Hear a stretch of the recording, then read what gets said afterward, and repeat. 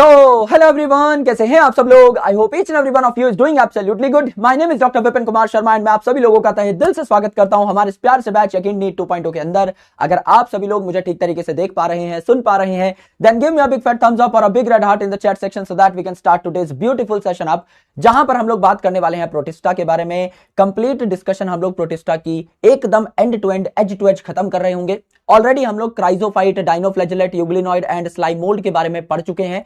सिर्फ हमें प्रोटोजोआ के बारे में पढ़ना है एंड देन आफ्टर हम लोग प्रोसीड कर रहे होंगे towards the introduction of kingdom fungi. तो अगर आप सभी लोगों को अभी तक की चारों कैटेगरीज ऑफ किंगडम प्रोटिस्टा अच्छे तरीके से समझ में आ गई थी तो एक बार लाल कलर के दिलों की बारिश कर दो ना इन द चैट सेक्शन, जिससे आपकी एनर्जी का झोंका मुझ तक पहुंच सके एंड उस एनर्जी को इस्तेमाल करके मैं बना सकूं इस सेशन को एक तोड़ू फोड़ू पावर पैक्ड सेशन। कैसी है जनता, कैसा है जारवी समाज, एक बार फटाफट बता दीजिए, जिससे हम लोग आगे बढ़ सकें एंड बहुत ताबड़तोड़ पढ़ाई कर सकें प्रोटोजोआ की। Yes, good afternoon everyone, good afternoon, welcome, सुस्वागतम सभी भाइयों बहनों का स्वागत है विपू भैया की क्लास में। क्या हालचाल सभी के? Good afternoon, welcome welcome welcome welcome welcome welcome welcome. आ जाओ सभी लोग, आ जाओ आ जाओ आ जाओ आ जाओ आ जाओ। हम लोगों ने कल क्या बातें की थी ये मैं आपको हल्की फुल्की सी बता देता हूं। कल हम लोगों ने डिस्कशन की थी अबाउट किंगडम प्रोटिस्टा। अब किंगडम प्रोटिस्टा में आपको अच्छे तरीके से पता है कि यूनिसेलुलर यूकैरियोटिक ऑर्गेनिज्म से पाए जाते हैं। हमें पता है कि ये जो किंगडम प्रोटिस्टा है ये एक लिंक बनाती है बाकी सारी किंगडम्स के बीच में, क्योंकि इसमें कुछ ना कुछ सिमिलैरिटी हर किंगडम के साथ देखने को मिल जाएगी। जैसे मोनेरा में यूनिसेलुलर ऑर्गेनिज्म है, प्रोटिस्टा में भी यूनिसेलुलर ऑर्गेनिज्म है, तो सिमिलैरिटी मिल गई। जो आपका किंगडम प्रोटिस्टा के मेंबर है ये यूकैरियोटिक है, फंगस, प्लांट और एनिमल के जो मेंबर है ये भी यूकैरियोटिक है, बाकियों से भी सिमिलैरिटी मिल गई। तो ये जो किंगडम प्रोटिस्टा है ये एक ब्रिज का काम करती है बिटवीन ऑल अदर किंगडम्स। बाकी किंगडम से कोई ना कोई सिमिलैरिटी तो इसमें मिलेगी ही मिलेगी। देन हम लोगों ने देखा था कि ये जो किंगडम प्रोटिस्टा है इसकी बाउंड्रीज वेल डिफाइंड नहीं है। यानी मेरे लिए क्लेमाइडोमोनास, अगर मैं एक बॉटनिस्ट हूं तो एक प्लांट हो जाएगा, लेकिन अगर मैं एक प्रोटिस्ट साइंटिस्ट हूं तो मेरे लिए क्लेमाइडोमोनास क्या हो जाएगा? एक प्रोटिस्टा हो जाएगा। इसीलिए क्लेमाइडोमोनास आप देखेंगे हम किंगडम प्रोटिस्टा में भी पढ़ रहे हैं, लेकिन हम लोग ग्रीन एल्गी में भी उसका जिक्र कर रहे होंगे, क्योंकि अलग अलग साइंटिस्ट क्लेमाइडोमोनास को अलग अलग पर्सपेक्टिव से देख सकते हैं। यही बातें हमने करी थी। देन आफ्टर हमने जाना था कि प्रोटिस्टा में एसेक्सुअल रिप्रोडक्शन भी हो सकता है, that is via binary fission, क्योंकि सारे ऑर्गेनिजम्स यूनिसेलुलर हैं तो फिजन कर सकते हैं। एंड मेरे दोस्त सेल फ्यूजन और जाइगोट फॉर्मेशन से बहुत ही लोअर लेवल का सेक्सुअल रिप्रोडक्शन भी हो सकता है। फिर हमने किंगडम प्रोटिस्टा को 5 अलग अलग टुकड़ों में तोड़ दिया। क्राइजोफाइट, आपका डाइनोफ्लैजेलेट, यूग्लिनॉइड, स्लाइमोल्ड एंड प्रोटोजोवन, जिसे हम कह रहे थे CDESP। क्राइजोफाइट की डिस्कशन हो गई है, जो कि मेजरली प्लांट लाइक थे, खाना बना पा रहे थे अपना, सेल वॉल इनमें प्रेजेंट थी, सिलिका की डिपोजिशन थी सेल वॉल के ऊपर। उसके बाद डाइनोफ्लैजेलेट था, अलग अलग कलर का था। गोनियोलेक्स के बारे में पढ़ा, बताया यहां पर आपके 2 फ्लैजेला हैं, एक लॉन्गिट्यूडिनल एक ट्रांसवर्स, और सेल्यूलोजिक स्टिफ प्लेट्स पाई जा रही हैं। यूग्लिनॉइड्स मिक्सोट्रॉफिक न्यूट्रिशन दिखा रहे हैं, सेल वॉल एब्सेंट है, लेकिन आपका पेलिकल नाम की लेयर पाई जा रही है जो उसे फ्लेक्सिबल बना रही है। 2 फ्लैजेला हैं, एक छोटा है एक बड़ा है, जो सेम पॉइंट से अराइज हो रहे हैं। उसके बाद स्लाइम मोल्ड की बात की, जो कि सेप्रोफिटिक है, यानी आपका नाम में मोल्ड है, यानी फंगस जैसा बिहेवियर शो करते हैं। तो इनमें सेल वॉल नहीं होती, लेकिन मेरे भाई स्पोर वॉल जरूर होती है, एंड ये खुद का खाना खुद नहीं बना सकते, यानी सेप्रोफिटिक बिहेवियर शो कर रहे थे। और प्रोटोजोआ के बारे में अभी हम पढ़ने वाले हैं। करेक्ट है? करेक्ट है गुरुजी। तो हेडिंग डलवा दो ना गुरुजी, फटाफट हेडिंग डाल लीजिए। कुछ बातें हैं जो आपको पहले से पता है, वो लिखने की जरूरत नहीं है, लेकिन फिर भी मेरा कर्तव्य है कि मैं एकदम बेसिक लेवल से चीजों को उठाऊं। तो क्या हम एकदम प्रोटोजोआ के नाम से ही चीजों की शुरुआत कर देंगे? एकदम कर देंगे गुरुजी। प्रोटो का मतलब क्या होता है? प्रोटो का मतलब होता है प्रिमिटिव, यानी बहुत ही पुराने, बहुत ही लोअर लेवल के। जोआ यानी एनिमल्स। तो आप खुद बताइए, प्रोटोजोआ क्या आपके प्रिमिटिव रिलेटिव ऑफ एनिमल्स कहलाए? क्या ये बात हम कल भी लिख चुके थे? लिख चुके थे गुरुजी। तो आपको लिखना है तो लिखिए, नहीं लिखना तो मत लिखिए। प्रिमिटिव रिलेटिव ऑफ एनिमल्स इनको कहा जाएगा, कहा जाएगा। और अगर इन्हें हम एनिमल का संबंधी कह रहे हैं तो क्या इनके फीचर भी एनिमल लाइक होंगे? बिल्कुल एनिमल लाइक होंगे। क्या एनिमल में सेल वॉल होती है? नहीं होती गुरुजी। तो क्या यहां भी सेल वॉल एब्सेंट होगी? एकदम होगी गुरुजी। दूसरी इंपॉर्टेंट चीज, क्या एनिमल्स खुद का खाना बना सकते हैं? नहीं बना सकते। तो क्या यहां भी हेट्रोट्रॉफिक न्यूट्रिशन होगा? एकदम होगा गुरुजी। तो क्या ये भी गले सड़े मरे मैटर पे ग्रो कर सकते हैं? कर सकते हैं गुरुजी। यानी सेप्रोफिटिक हो सकते हैं? हो सकते हैं गुरुजी। या क्या ये अलग अलग ऑर्गेनिजम्स में बीमारी कॉज कर सकते हैं? पैरासिटिक हो सकते हैं, ये भी हो सकते हैं गुरुजी। तो क्या मेरे दोस्त एनिमल जैसा बिहेवियर ये शो करते हुए नजर आ रहे हैं? बिल्कुल आ रहे हैं सर, इस बात में हमें कोई टेंशन परेशानी दिक्कत दंगा पंगा नहीं है। ये बातें तो हमारे लिए बहुत ही तुच्छ लेवल की हैं, ये तो हम बचपन में ही बता दिया करते थे गुरुजी, जब हम 5वीं क्लास में थे तभी बता दिया करते थे। इन बातों में हमें कोई टेंशन है ही नहीं। Now the most important thing is, जो कि हमें आज पढ़नी है, वो है क्लासिफिकेशन। क्लासिफिकेशन, हर प्रोटोजोआ के कुछ स्पेसिफिक पॉइंट्स हैं, उन पॉइंट्स से ही आपको पता लग जाना चाहिए कि किस प्रोटोजोआ के बारे में चर्चा हो रही है, बात हो रही है। तो there are 4 different type of protozoan, depending upon ये कैसे मूव कर सकते हैं या मूव कर भी सकते हैं या नहीं। सबसे पहले जो प्रोटोजोअन है इनका नाम है सिलिएटेड प्रोटोजोअन। दूसरे जो प्रोटोजोअन है इनका नाम है फ्लैजेलेटेड प्रोटोजोअन। तीसरे जो प्रोटोजोअन है इनका नाम है अमीबॉइड प्रोटोजोअन। एंड चौथे जो प्रोटोजोअन है इनका नाम है स्पोरोजोअन। स्पोरोजोअन, क्या इनके नाम से ही इनके बारे में सब कुछ पता लग रहा है? अगर आप एनसीईआरटी के सीक्वेंस में चलना चाहें तो भी चल सकते हैं, वहां अमीबॉइड को पहले दिया हुआ है, तो चाहो तो अमीबॉइड पहले लिख लो, ऊपर नीचे भी लिखोगे तो भी कोई पंगा नहीं है, क्योंकि मैं टेबल बनवाऊंगा अभी आपको। ये तो मैं सिर्फ नाम लिख के बता रहा हूं यहां पे कि 4 कौन कौन सी आपकी यहां पर कैटेगरीज है। क्या यहां तक सभी को पता है कि हमने क्या किया? हमने कहा कि प्रोटोजोआ की 4 कैटेगरीज हो सकती हैं। नाम है अमीबॉइड प्रोटोजोवन। अमीबॉइड प्रोटोजोवन, तो क्या ये अमीबा इसका एग्जाम्पल होगा? हमने कहा था मेरे शेर कि आपका क्लैमाइडोमोनास और क्लोरेला ये पहले प्लांट थे, 2 किंगडम सिस्टम के हिसाब से। हाँ गुरुजी, प्लांट थे क्योंकि इनमें सेल वॉल थी। दूसरी इंपॉर्टेंट चीज हमने कहा था अमीबा, पैरामीशियम, ये पहले एनिमल थे, बिल्कुल एनिमल थे 2 किंगडम सिस्टम ऑफ क्लासिफिकेशन के हिसाब से, क्योंकि इनमें सेल वॉल नहीं थी। इनमें सेल वॉल थी तो कैरोलस लीनियस ने क्लोरेला क्लैमाइडोमोनास को प्लांट में रखा। जिन भी चीजों में सेल वॉल थी वो प्लांट थे कैरोलस लीनियस के हिसाब से, बिल्कुल थे। इनमें सेल वॉल नहीं थी तो क्या इन्हें एनिमल में रखा? एनिमल में रखा। आर.एच. विटेकर साहब जब आए तो ये चारों के चारों, इन चारों की किंगडम सेम हो गई, किंगडम प्रोटिस्टा हो गई, एकदम हो गई गुरुजी। क्यों? क्योंकि ये चारों ही यूनिसेलुलर यूकैरियोट है, एक एक सेल के बने हुए हैं। क्या ये चारों के चारों किंगडम प्रोटिस्टा में आ गए थे? हाँ गुरुजी, आ गए थे। तो अब आपका ये जो अमीबा पैरामीशियम है ये आपको देखने को मिलेगा, बढ़िया तरीके से प्यार से देखने को मिलेगा। तो अमीबा यही होता है किंगडम प्रोटिस्टा में। कौन सी कैटेगरी में होगा? अमीबॉइड प्रोटोजोवन में होगा। जब नाम ही है अमीबॉइड तो एग्जाम्पल क्या हो जाएगा? अमीबा हो जाएगा। बिल्कुल हो जाएगा सर।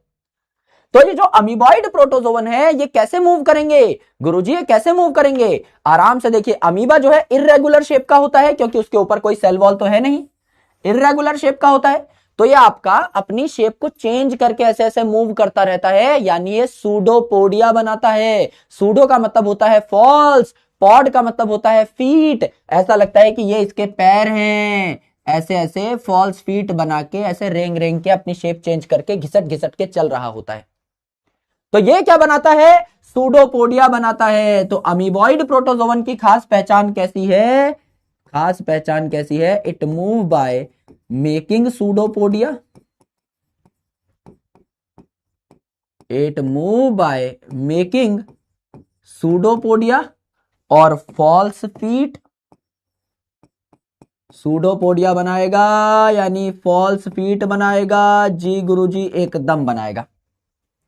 दूसरी चीज है सिलिएटेड प्रोटोजोवन। नाम में आ रहा है सिलिया, नाम में आ रहा है सिलिया, तो क्या कह सकते हैं कि मूवमेंट यहां पे सिलिया की वजह से होगी। Cilia is present, yes Guruji. Flagellated protozoan, नाम में आ रहा है फ्लैजेला, तो क्या आप कह सकते हैं मूवमेंट के लिए यहां फ्लैजेला प्रेजेंट। नाम से ही पता लग गया गुरुजी, नाम में घुस गए, चमेली का तेल लगा के पता लग गया। एंड स्पोरोजोवन, नाम से ही पता लग गया। ऐसे प्रोटोजोवन जिनमें स्पोर लाइक इन्फेक्शियस स्टेज है जो बीमारी कॉज करते हैं। स्पोर लाइक इन्फेक्शियस स्टेज है। मैंने क्या कहा? स्पोर लाइक इन्फेक्शियस स्टेज है, असली स्पोर नहीं है, भ्रमित नहीं होना है। असली स्पोर कहां थे गुरुजी? स्लाइम मोल्ड में थे। स्पोर भी देखने को मिल रहे थे, टिप पे बन रहे थे, फ्रूटिंग बॉडी की टिप पे, और असली स्पोर वॉल भी देखने को मिल रही थी। लेकिन यहां पर क्या है, यहां पर स्पोर लाइक इन्फेक्शियस स्टेज है, रियल स्पोर्स आर एब्सेंट, ऐसा कह सकते हो आप, क्योंकि एनसीईआरटी खिलवाड़ करेगी आपके साथ, सवाल ऐसा बीच से निकालेगी कि कंफ्यूज हो जाओगे, बिल्कुल कंफ्यूज हो जाओगे, है ना। तो हमें कंफ्यूज नहीं होना है।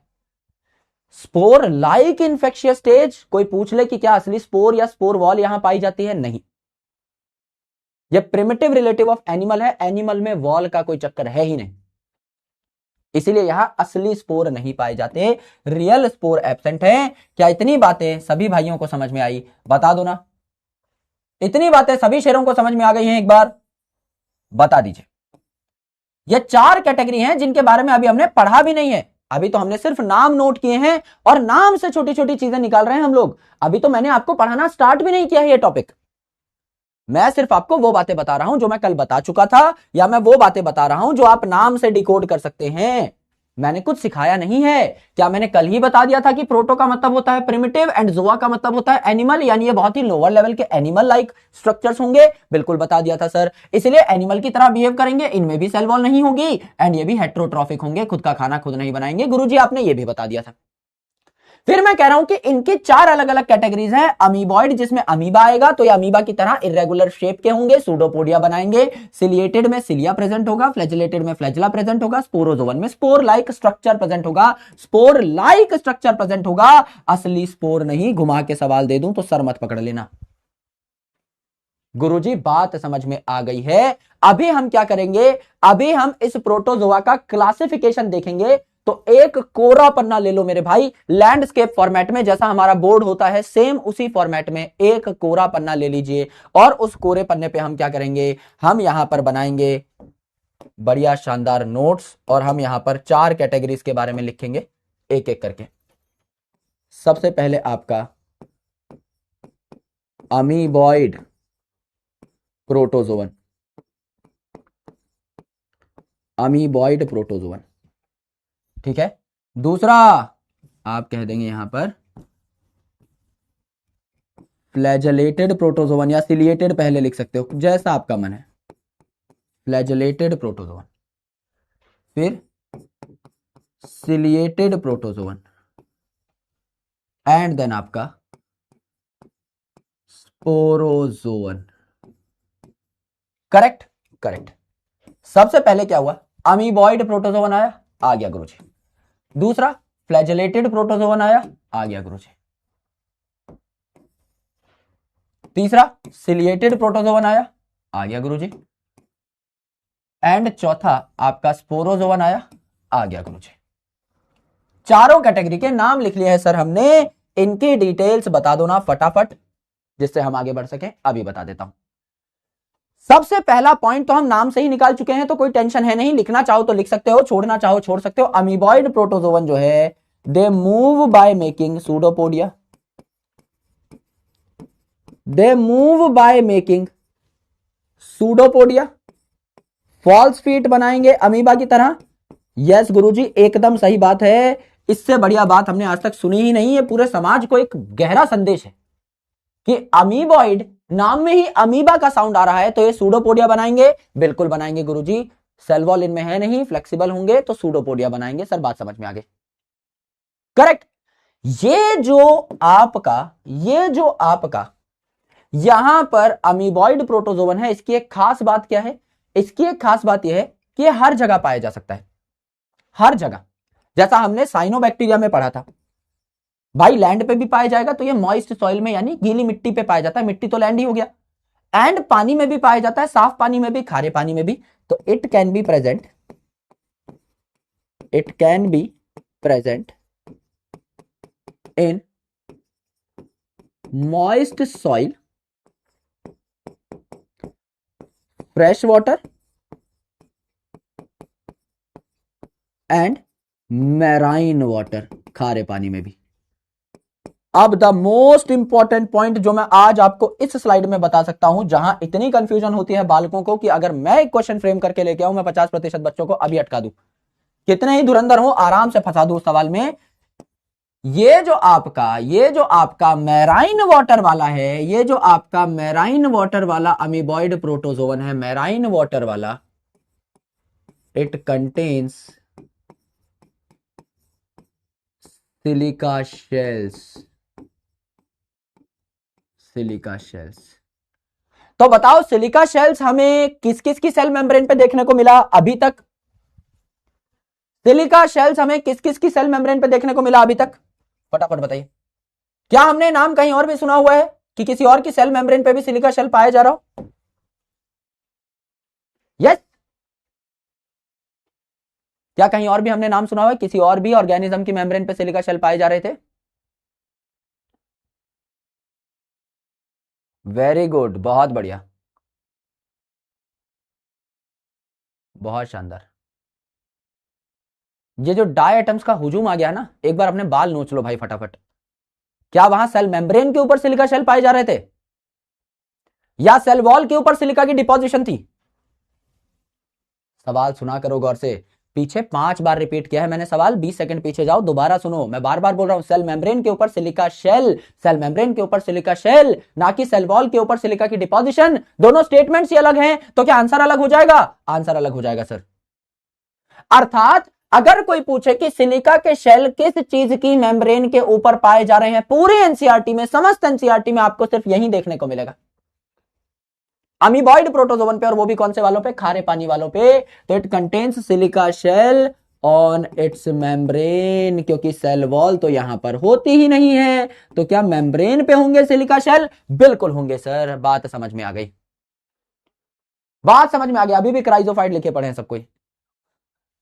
यस। सवाल सुनना बहुत जरूरी है, एग्जामिनर फंसाएगा, इतनी सी जगह फंसा देगा, एक शब्द पे घुमा देगा पूरा का पूरा क्वेश्चन और फंस जाओगे। It is very important to decode NCERT. Yes. तो सिलिका शेल्स कहां पाए जाएंगे? मेम्ब्रेन पे पाए जाएंगे, सिर्फ यूग्लिनॉइड की। बाकी डायटम्स में तो सेल वॉल के ऊपर डिपोजिशन हुई थी। यस। अब ये जो है अमीबॉइड प्रोटोजोवन, ये आपके फ्रेश पानी, मैराइन पानी और मॉइस्ट सॉइल पे देखने को मिल सकते हैं। मैराइन वाले जो उनमें सिलिका के शेल देखने को मिलेंगे। एग्जाम्पल इनके क्या हो जाएंगे? एग्जाम्पल क्या हो जाएंगे? एग्जाम्पल हो जाएंगे अमीबा। अब अमीबॉइड में अमीबा क्या याद करना पड़ेगा भाई? नहीं गुरुजी, अमीबा या एंटमीबा याद करना पड़ेगा भाई। अमीबॉइड के नाम में ही अमीबा है, एंट अमीबा है, याद थोड़ी करना पड़ेगा? नहीं याद करना पड़ेगा सर। और ये जो एंटमीबा है, ये क्या कॉज करता है? ह्यूमन हेल्थ एंड डिजीज में भी पढ़ोगे, it cause amoebic dysentery. Amoebic dysentery, है ना? ठीक है। स्टूल जो आता है ना, पॉटी जो आती है, उसमें आपका ब्लड आने लगता है, एब्डोमिनल पेन होने लगती है, क्रैम्स होने लगते हैं बहुत खतरनाक से। तो ये अमीबिक डाइसेंट्री कौन कॉज करता है? आपका एंटमीबा हिस्टोलिटिका कॉज करता है। ये आपका अमीबा, अमीबा नाम ही अमीबॉइड में आ रहा है, तो क्या कुछ याद करने की, अलग से बुद्धि लगाने की जरूरत है? नहीं गुरुजी, हमें कोई बुद्धि लगाने की जरूरत नहीं है। हम नाम पे खेलेंगे, सीधा सीधा बात खत्म कर देंगे। यस। यस गुरुजी, बात समझ में आ जाएगी। इसमें तो कोई ताबड़तोड़ चीज हमने करी नहीं है, बहुत जनरल लेवल की बात है, बहुत बेसिक लेवल की बात है। करेक्ट, करेक्ट है गुरुजी, इतनी बातें हमें समझ में आ गई, बस इतनी ही चीजें थी, दैट्स इट। अर्थात आपका जो अमीबिक प्रोटोजोवन है, उसमें एग्जांपल अमीबा, एंटमीबा, अमीबिक से ही सीधा नाम आ गया। और अमीबा जो है वो तो सूडोपोडिया बनाएगा, पहले ही पता है। एक पॉइंट याद करना था कि ये फ्रेश पानी, खारे पानी और आपका मॉइस्ट सॉइल में देखने को मिल सकते हैं। मैराइन वाले में, खारे पानी वाली में, खारे पानी वाले में जो आपका है सिलिका शेल देखने को मिल जाएगी मेम्ब्रेन के ऊपर। गुरुजी बात समझ में आ गई, है ना? ठीक है, बहुत शानदार, बहुत शानदार। आइए, अलग अलग चीजों को ना जोड़ें जबरदस्ती, खामखा का काफिया ना मिलाएं यहां पर, है ना? There are different kind of diseases. अभी तुम्हें पता भी नहीं है तुम क्या बोल रहे हो, खुद ही खुद लगे पड़े हैं जबरदस्ती, कह रहे हैं पाइल्स। भाई अच्छा हुआ तुम पीरियड्स भी बोल देते तो मैं तुम्हारा क्या उखाड़ लेता। दोनों बीमारियों में कोई समानता ही नहीं है, ऐसे ही लगे पड़े हैं जबरदस्ती, कुछ भी। थम जाओ भाई, सब डिफरेंट होती हैं बहुत सारी चीजें, कुछ भी मत बोलने लगा करो, धुरंधर बनेंगे जबरदस्ती। रुको, थमो।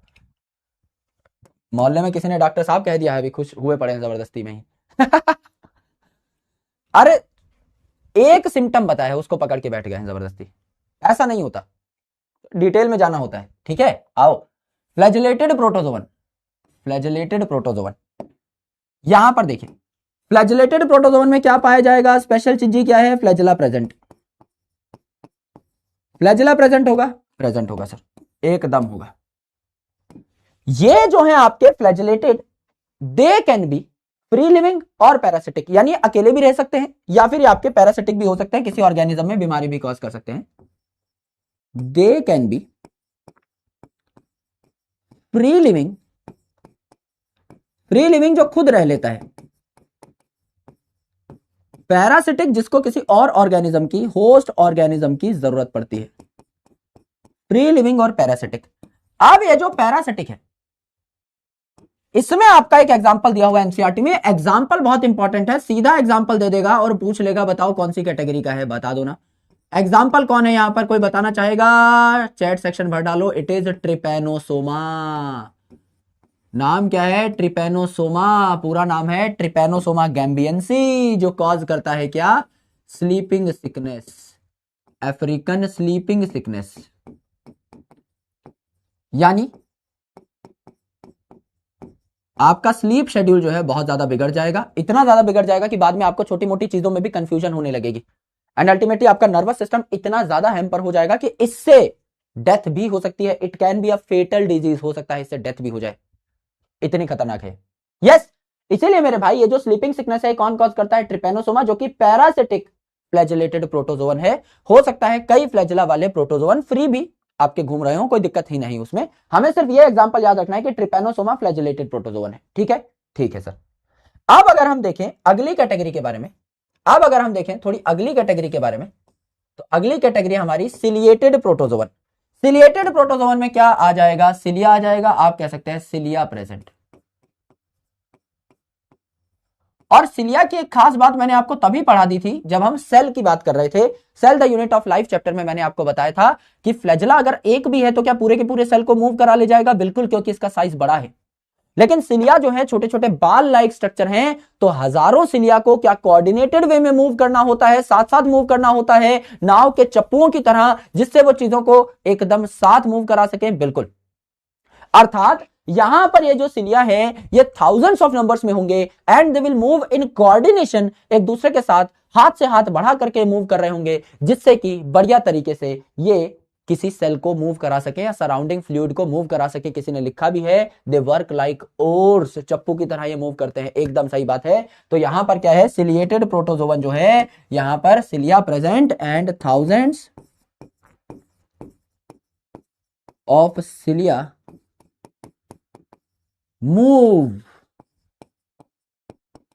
In coordination.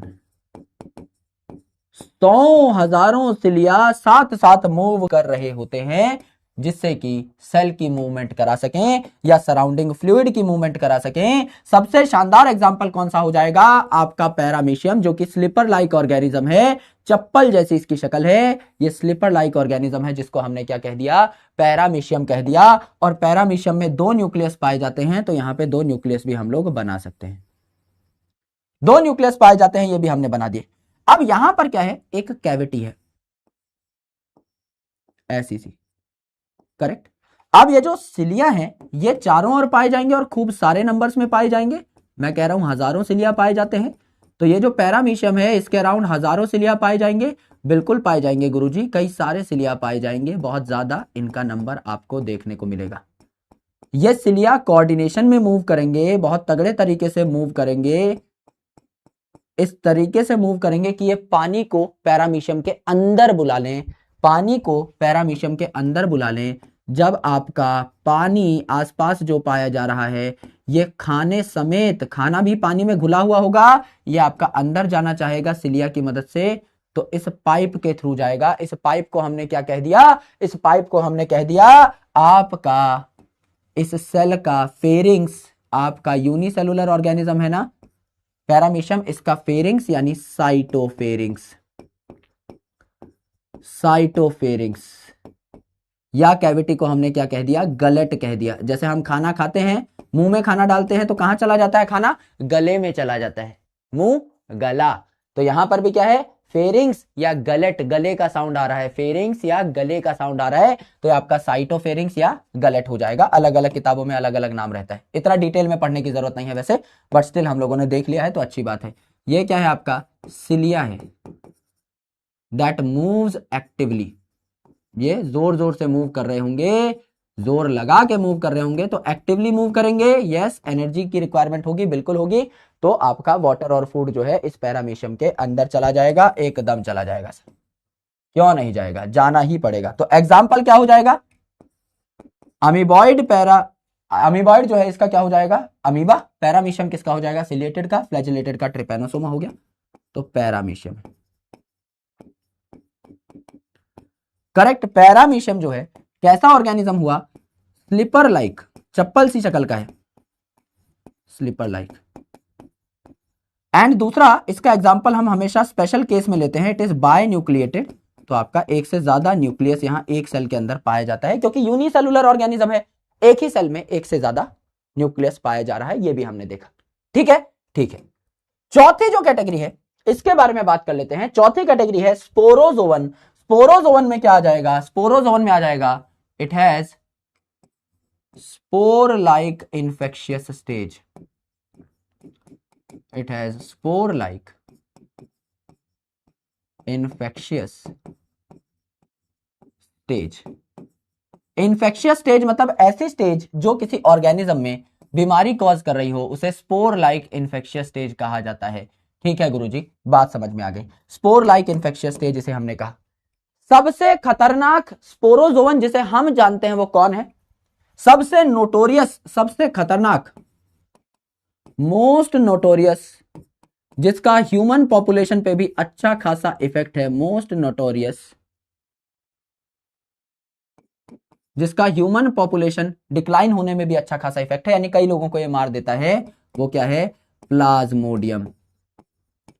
Plasmodium that causes malaria. हम क्या कहते हैं, मच्छर से होता है, नहीं भाई, मच्छर के काटने से प्लाज्मोडियम हमारे अंदर आता है, तब जाके मलेरिया के सिम्टम्स हमारे अंदर दिखना शुरू होते हैं। मच्छर खुद कॉज नहीं कर रहा है, वो तो एक वेक्टर है, वो तो बीमारी को लेकर के आ रहा है हमारे अंदर। तो अलग अलग प्रकार के प्लाज्मोडियम भी हमें देखने को मिलते हैं, जैसे प्लाज्मोडियम वाइवैक्स। प्लाज्मोडियम वाइवैक्स सबसे कॉमन, मोस्ट कॉमन आपका ये है प्लाज्मोडियम वाइवैक्स।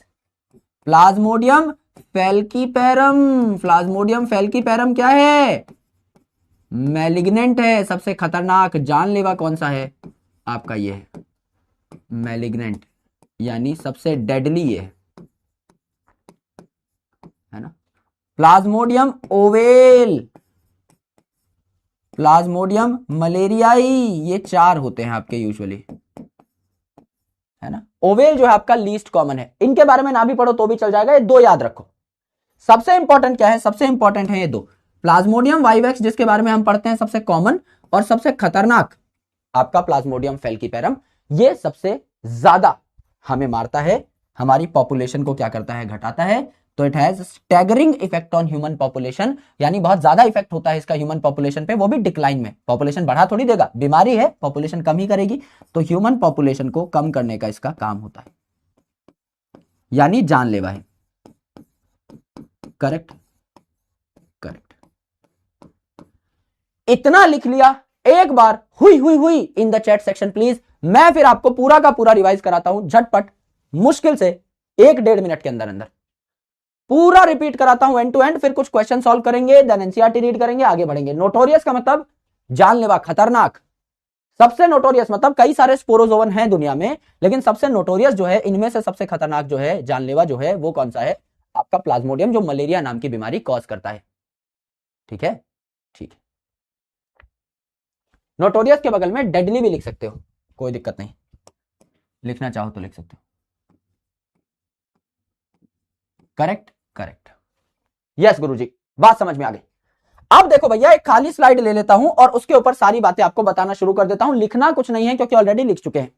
मैंने कहा कि दुनिया में जितने भी प्रोटोजोवन हैं, इनको मैं 4 कैटेगरी में तोड़ दे रहा हूं। सबसे पहली जो कैटेगरी है, इसका नाम है अमीबॉइड प्रोटोजोवन। अगर नाम ही अमीबॉइड है तो इसके अंदर अमीबा का साउंड आ रहा है, तो सबसे पहला एग्जांपल हो जाएगा इसमें अमीबा, और दूसरा एंटमीबा जिसमें अगेन अमीबा का साउंड आ रहा है। सर बात समझ में आ गई।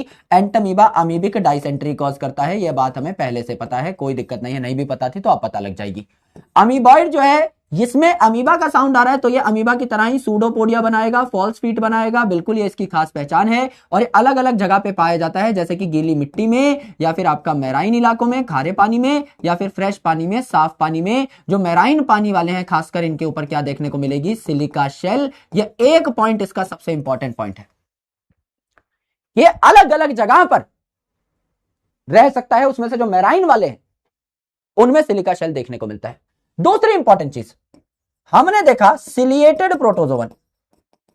सिलिएटेड प्रोटोजोवन में सिलिया पाई जाएंगे और सिलिया का नंबर थाउजेंड्स में होना चाहिए, क्योंकि छोटे छोटे होते हैं तो कई सारे हजारों सिलिया साथ पाए जाएंगे, कोऑर्डिनेटेड वे में मूव कर रहे होंगे।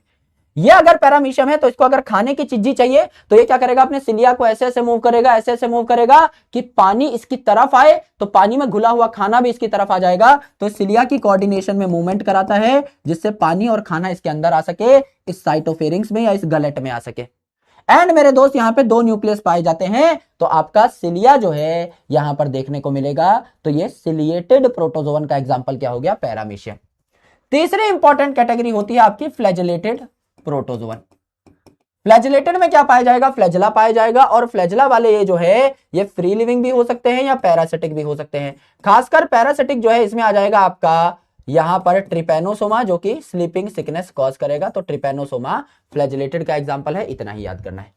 एंड चौथा है स्पोरोजोवन। गुरुजी वो मूव करता है सूडोपोडिया बना के, ये सिलिया से, ये फ्लैजला से, ये मूव नहीं करते हैं, ये बीमारी कॉज करते हैं। स्पोरोजोवन में स्पोर लाइक स्टेज होगी, असली स्पोर नहीं है, स्पोर लाइक स्टेज है जो बीमारी कॉज करेगी, जैसे मलेरिया कॉज करने वाला आपका प्लाज्मोडियम। तो प्लाज्मोडियम वाइवेक्स सबसे कॉमन, प्लाज्मोडियम फेल्कीपेरम आपका मैलिग्नेंट यानी खतरनाक टाइप का, सबसे जानलेवा टाइप का मलेरिया कॉज करता है। यानी अगर मुझे 4 पॉइंट बताने हो इस पूरे प्रोटोजोआ के जहां से सवाल बनेगा, आपका अमीबॉइड में एक ही सवाल बन सकता है कि ये लैंड पे पाया जाता है यानी मॉइस्ट सॉइल में, और साफ और खारे पानी में पाया जाता है। खारे पानी वाले अमीबॉइड प्रोटोजोवन के ऊपर सिलिका की शेल होंगी, नंबर 1 पॉइंट। दूसरा, सिलिएटेड में आपका जो पैरामीशियम है वो सिलिया को इस प्रकार से फड़फड़ाएगा कि पानी के साथ साथ खाना भी उसके अंदर आ सके, गलट के थ्रू, 1 पॉइंट ये। आपका ट्रिपेनोसोमा जो है ये आपका पैरासिटिक फ्लैजेलेटेड प्रोटोजोवन है जो आपका स्लीपिंग सिकनेस कॉज करेगा।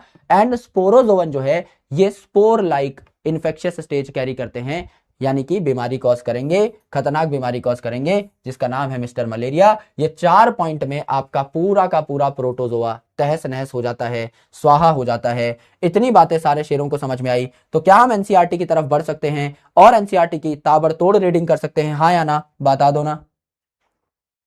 यस, क्या हम एनसीईआरटी की एक एक बात को समझ सकते हैं, रीडिंग कर सकते हैं? बिल्कुल कर सकते हैं। आइए आराम से देखिए, एनसीईआरटी की लैंग्वेज समझना बहुत जरूरी है। लैंग्वेज देखिए, जितने भी दुनिया के प्रोटोजोवन है, ऑल आई, जितने भी दुनिया के प्रोटोजोवन है, all protozoans they are heterotrophic, ये खाना नहीं बना सकते। या तो ये आपका प्रीडेटर यानी शिकार भी कर सकते हैं, पैरासाइट की तरह भी काम कर सकते हैं, गले सड़े मरे मैटर पे भी ग्रो कर सकते हैं अलग अलग टाइप से, पर खाना खुद का खुद नहीं बनाएंगे।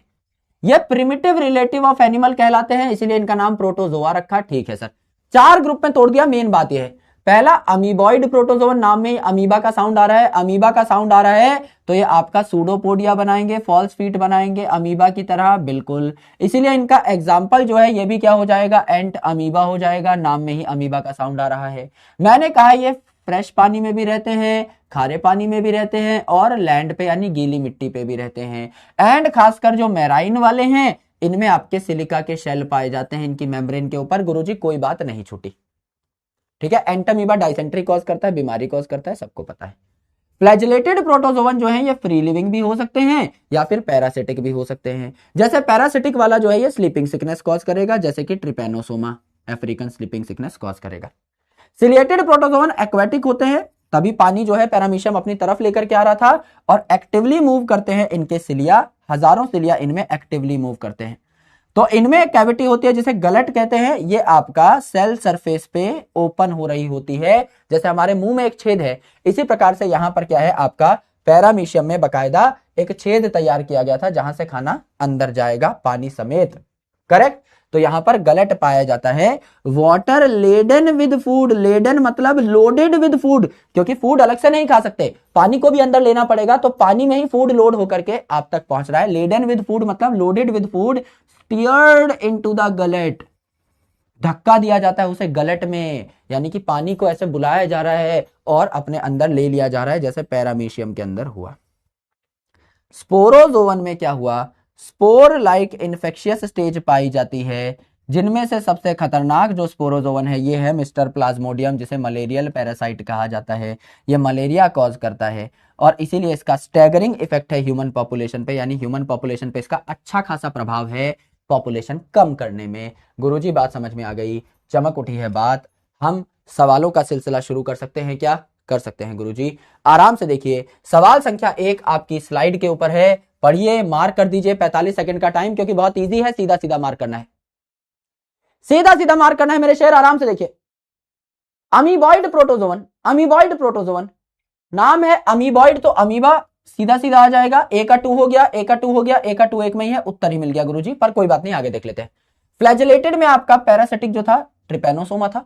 सिलिएटेड में आपका आ जाएगा पैरामीशियम, ठीक है। एंड स्पोरोजोन में आ जाएगा आपका बीमारी कॉज करने वाला प्लाज्मोडियम। तो बी का 3 हो गया, सी का 4 हो गया, बी का 3 हो गया, सी का 4 हो गया, बच्चा डी का 1, खुद ब खुद मैच हो जाएगा, उत्तर आ जाएगा मिस्टर डी। आराम से मार्क कर देंगे, आराम से मार्क कर देंगे, बिल्कुल कर देंगे गुरुजी। उत्तर क्या आ गया? मिस्टर डी आ गया, मिस्टर डॉक्टर बच्चन आ गया। यस यस, लगभग 94% लोगों ने फोड़ दिया है, कुच्चू पुच्चू फर्स्ट आए हैं, बहुत बढ़िया, और बबलू चाट वाला सेकंड आए हैं। ये सही पढ़ा रहा हूं ना भाई मैं दुनियादारी में, तुम बच्चे ही हो ना। आइए, false feet is present in 10 second का सवाल है, 10 सेकंड में पोल बंद कर दूंगा, क्योंकि पूछा गया है पीवाईक्यू में, इसीलिए मैं करा रहा हूं, अदरवाइज इस प्रकार के सवाल करने बनते नहीं है, पर सवाल हैं ही इतने आसान, तो क्या करें अब। Yes, false feet is present in paramecium, plasmodium, amoeba या ट्रिपेनोसोमा। फॉल्स फीट कहां बनता है? अमीबा में बनता है। सूडोपोडिया कहां बनता है? अमीबा में बनता है। इसी की खास पहचान है, बचपन से हम लोग जान रहे हैं। उत्तर क्या होता है? मिस्टर सी, मिस्टर चाचा इज द राइट आंसर। 93% लोगों ने कर दिया है, बहुत शानदार। सवाल संख्या 5 के बारे में बताएं। गलट कहां देखने को मिला? पूरे के पूरे आज के डिस्कशन में गलट शब्द एक ही जगह आया, जो कि कहां आया? पैरामीशियम में। जब वो पानी अंदर ले रहा था पैरामीशियम सिलिया की मूवमेंट से, तो पानी कहां चला जा रहा था? गलट में चला जा रहा था। तो सिलिया की मदद से ले रहा था पैरामीशियम पानी अंदर, तो सिलिएटेड प्रोटोजोन में चला जाएगा। उत्तर हो जाएगा मिस्टर बी, मिस्टर भूरा बिकम द राइट आंसर। यहां होगा आपका pseudopodia, flagella, cilia, spore like infectious stage, तो सिलिएटेड में था। यस गुरुजी, उत्तर हो जाएगा मिस्टर बी। बच्चा बच्चा इस चीज को याद कर सकता है। एक पार्सल आने वाला है, देखता हूं आया कि नहीं, बस पता लगा एंट्री ही नहीं मिली है ना। आइए, यस गुरुजी, उत्तर हो गया है मिस्टर बी। 85% लोगों ने कर दिया है। जरा सा सवाल घुमाते हैं, कोई बात नहीं। यहां देखो मेरे भाई, यहां देखो, this is very important. NCERT के बीच से पॉइंट निकाल कर लेकर आया हूं, एंड दोनों पॉइंट आपके नोट्स में हैं, और होने नहीं भी चाहिए थे तो भी आप इसे कर पाते। क्यों? क्योंकि चीख चीख के एक कहानी सुनाई थी मैंने। सिलिएटेड प्रोटोजोवन में किसका एग्जांपल लिया था? पैरामीशियम का। ये टेरेस्ट्रियल है, एक्वाटिक? गुरुजी, पानी के साथ साथ खाना अपने अंदर डाल रहा था, ये पानी में रह रहा है, तो क्या पक्का आपका एक्वाटिक है? पक्का एक्वाटिक है? हाँ गुरुजी, एक्वाटिक है। और हजारों सिलिया अगर साथ साथ मूव कर रहे हैं, तो एक्टिवली मूव करेंगे, एक्टिवली मूव करेंगे, एक्टिवली मूव करेंगे गुरुजी। कोई फोकट में थोड़ी काम हो जाएगा। हाँ गुरुजी, मूवमेंट हो रही है, एक्टिव मूवमेंट हो रही है। पैसिव फ्लोटिंग तो वो करते हैं जिनके पास कुछ है ही नहीं, जैसे डायटम्स थे, धक्का मार के कोई कहीं भी ले गया, वहीं भाग रहे हैं अपना लहर के साथ साथ। अगर एक्टिव स्विमिंग करना चाहता हूं मैं, तो मेरे पास कुछ होना तो चाहिए, सिलिया, फ्लैजेला, कुछ तो होगा, तभी तो एक्टिवली मूव कर पाऊंगा। यस गुरुजी, इस बात की व्याख्या आपने कल भी की थी, आज भी कर दे रहे हो। यह सवाल बहुत जरूरी है, क्योंकि एनसीईआरटी की एक छोटी छुपी हुई पॉइंटर में से यह सवाल निकाला गया है। Very important question. लगभग देखो 20-22% लोगों का गलत हो गया, और चिरकुट सा सवाल था। एक बार देख लेता हूं, शायद उन्हीं का। Hello, yes yes please, I'll call you a bit later, man. I'm in class. All right. कोई और था यार। एक्चुअली मैं बताता हूं कि क्या आने वाला है, मैं इतना एक्साइटेड उतावला क्यों हूं। तो मैं जब चेन्नई गया था for my Guinness book of world record attempt, तो कुछ मेरे जो मोमेंटोज थे वो वहीं रह गए थे, क्योंकि मेरा बैग बहुत छोटा था, क्योंकि मैं क्लास लेके ही भागा था, यहीं से स्टूडियो से ही भागा था, शाम की मेरी फ्लाइट थी। तो मेरे भाई, ये तो बैंक से था, है ना, इनको लगता है बहुत अमीर आदमी है, तो मेरी मोमेंटो जो है वो आज आने वाले हैं, तो मैंने चेन्नई से कुरियर कराए हैं, तो आज वो आएंगे। तो इसीलिए आई एम सुप्रीमली एक्साइटेड, क्योंकि इन चीजों का देखो शौक तो रहता ही है भाई, है ना। ये तो कोई बंधन बैंक से थे, पता नहीं कौन सा बैंक है, आइडिया भी नहीं है, मेरा अकाउंट भी नहीं है उसमें, पर इनको पता लग गया होगा कि भाई के खाते में 1700 रुपया पड़ा है, जाके लूट लें, है ना। तो कुछ कुछ करते रहते हैं ये लोग भी। आ जाओ भैया, अगला सवाल थोड़ा धांसू लग रहा है, देखेंगे कि क्या है क्या नहीं है, 1 मिनट का टाइम दे दे रहा हूं मैं, ठीक है। यस, तो वो आने वाला है, तो एक बार दिखाएंगे भाई, आ जाएगा तो, है ना। तो आज शाम को घर जाएंगे तो होपफुली मिल जाएगा मुझे, जाएंगे तो मैंने बोल दिया था रिसेप्शन पे रखने के लिए, हमारे मतलब सोसाइटी के टावर के रिसेप्शन पे, देखते हैं, वरना फिर बाद में करना पड़ेगा कुछ कुछ, क्योंकि वापस चले जाते हैं यार, है ना, इन पे क्योंकि एड्रेस लिखा ही रहता है, तो रिट्रैक्ट करके वापस ले जाते हैं, फिर कौन दोबारा भाई चेन्नई जाए, चेन्नई से मंगाए, है ना, इसीलिए थोड़ा सा वो है। मम्मी पापा आज कहीं बाहर गए हुए हैं, इसीलिए ये प्रॉब्लम हो रही है, अदरवाइज तो फिर मम्मी पापा ले चुके होते अभी तक। How many statements are correct regarding flagellated protozoan? Flagellated के बारे में सत्य क्या है? Member of flagellated protozoa are fully parasitic. ओहो, ये गुरुजी पैरासिटिक या फ्री लिविंग दोनों हो सकते हैं, एनसीईआरटी की बात है, तो ये गंदी बात हो गई। दे हैव फ्लैजिला, फ्लैजिलेटेड में फ्लैजिला नहीं होगा तो और क्या होगा? They cause sleeping sickness, can cause sleeping sickness, ठीक है। Entamoeba belong to flagellated, entamoeba नाम में ही अमीबा है तो अमीबॉइड में आएगा ना, दो ही बातें ठीक लग रही हैं। Mister B, mister Bhura becomes the right answer. Yes गुरुजी, mister B becomes the right answer. Easily eliminate कर सकते थे, बहुत ताबड़तोड़ सवाल नहीं था, लेकिन हाँ ये वर्ड आपको फंसा सकता था अगर फंसने होते तो मुझे लग रहा है कि कई लोग करेंगे कि सिर्फ एक स्टेटमेंट सही है, ए और बी में फंसोगे, लेट्स चेक। सी में फंसे हैं जाके कि कितनी बातें करेक्ट है, 3 करेक्ट बता दी, अरे हाँ ये लगा होगा कि करेक्ट है, हाँ तो 3 होना चाहिए, मतलब बी और सी में फंसते, ठीक फंसे हो, यस, पर है ब्लंडर, क्योंकि फंसने लायक चीज थी नहीं, ठीक है। आ जाओ अगला सवाल देखो, अगला सवाल देखें, शक्ल देख के पहचान लेंगे, बच्चा बच्चा पहचान लेगा। गुरुजी कल आपने इसके बारे में बताया था बहुत डिटेल में कि देखो अलग से इसकी शेप है, सेल वॉल यहां पर है नहीं, अंदर न्यूक्लियस बहुत है, यानी कि आपका सिनोसिटिक जैसी कंडीशन है। तो क्या ये फंगस जैसा स्ट्रक्चर हुआ? यस, और फंगस जैसा प्रोटिस्टा कौन सा था? Slime mould. तो पहले वाला ये सी और डी लिखा हुआ है, तो सी क्या है? पक्का स्लाइम मोल्ड है, और ये पक्का पैरामीशियम है। स्लाइम मोल्ड एंड पैरामीशियम, है ना, slime mould and paramecium D1 में ही है। हमें यह तो पता है कि ये युग्लिना नहीं है, तो पहला स्लाइम मोल्ड यहां नीचे आ रहा है, पैरामीशियम बचा, वो हम मार्क कर जाएंगे। उत्तर क्या हो जाता है? डॉक्टर बच्चन हो जाता है, एकदम हो जाएगा गुरुजी, mister D will become the right answer. Easily इसको हम क्रैक करके आगे बढ़ सकते हैं, क्या आराम से बढ़ सकते हैं गुरुजी, इत्मीनान से बढ़ सकते हैं। देश का बच्चा बच्चा आगे बढ़ सकता है क्या? बिल्कुल बढ़ सकता है सर, एकदम ताबड़तोड़ तरीके से आए बढ़ सकते हैं। ये युग्लिना ये कहां से आ गया भाई? युग्लिना में 2 फ्लैजिला थे, यहां कोई फ्लैजिला दिखाई दे रहा है? मैं कह रहा हूं चलो मेरे भाई, तुम एकदम दिखाई नहीं दिया, तुमको सिलिया नहीं दिख रहे हजारों, मैं मान सकता हूं नहीं दिख रहे होंगे भाई, इतनी बढ़िया क्लिप नहीं है ये कि इसमें आपको सिलिया दिख जाए, पर फ्लैजिला भी तो नहीं दिख रहे। अगर युग्लिना होता तो फ्लैजिला, 2 फ्लैजिला तो दिखते ना, एक छोटा एक बड़ा, तो जाहिर सी बात है युग्लिना तो बिल्कुल नहीं है, ये गलत दिखाई दे रहा है ना। यहां पर आपको बकायदा 2 न्यूक्लियस दिखाई दे रहे हैं, सिलिया नहीं भी दिखाई दे रहे तो भी तो पैरामीशियम चप्पल जैसी शक्ल नहीं दिखाई दे रही है, देखो बद्दी बना दो यहां पे, आप दिखाई दी? हाँ गुरुजी बात तो सही, बताओ एकदम चप्पल जैसा नहीं। अगर मैं एक बहुत अच्छा आर्टिस्ट होता, अभी देखो इसको आर्टिस्टिक बना देता हूं एकदम, महंगी चप्पल बनाएंगे इसको रीबूका की, ये बताओ एकदम शाही चप्पल नहीं लग रहा है? यस अरे गुरुजी अब लगा, एकदम 9 नंबर की चप्पल लग रहा है ना। हाँ सर बात तो ठीक है, it is slipper like organism, इसीलिए तो कहते हैं। शक्ल देखो एक बार, ऐसी थोड़ी बायोलॉजिस्ट ने कुछ भी नाम रख दिया है, कुछ और भी कह सकते थे इसको, जलेबी जैसा भी बोल सकते थे, चप्पल जैसा ही क्यों बोला? क्योंकि है चप्पल जैसा। तो देख के पहचानना सीखो भाई, डायग्राम बात करते हैं, बोलते हैं, किताबी ज्ञान उभर के दिमाग में घुसने लगता है, एक बार देखो तो, नजरिया तो डेवलप करोगे। गुरुजी करेंगे, गुरुजी करना पड़ेगा, ठीक है, आओ, आदिवास की चप्पल है।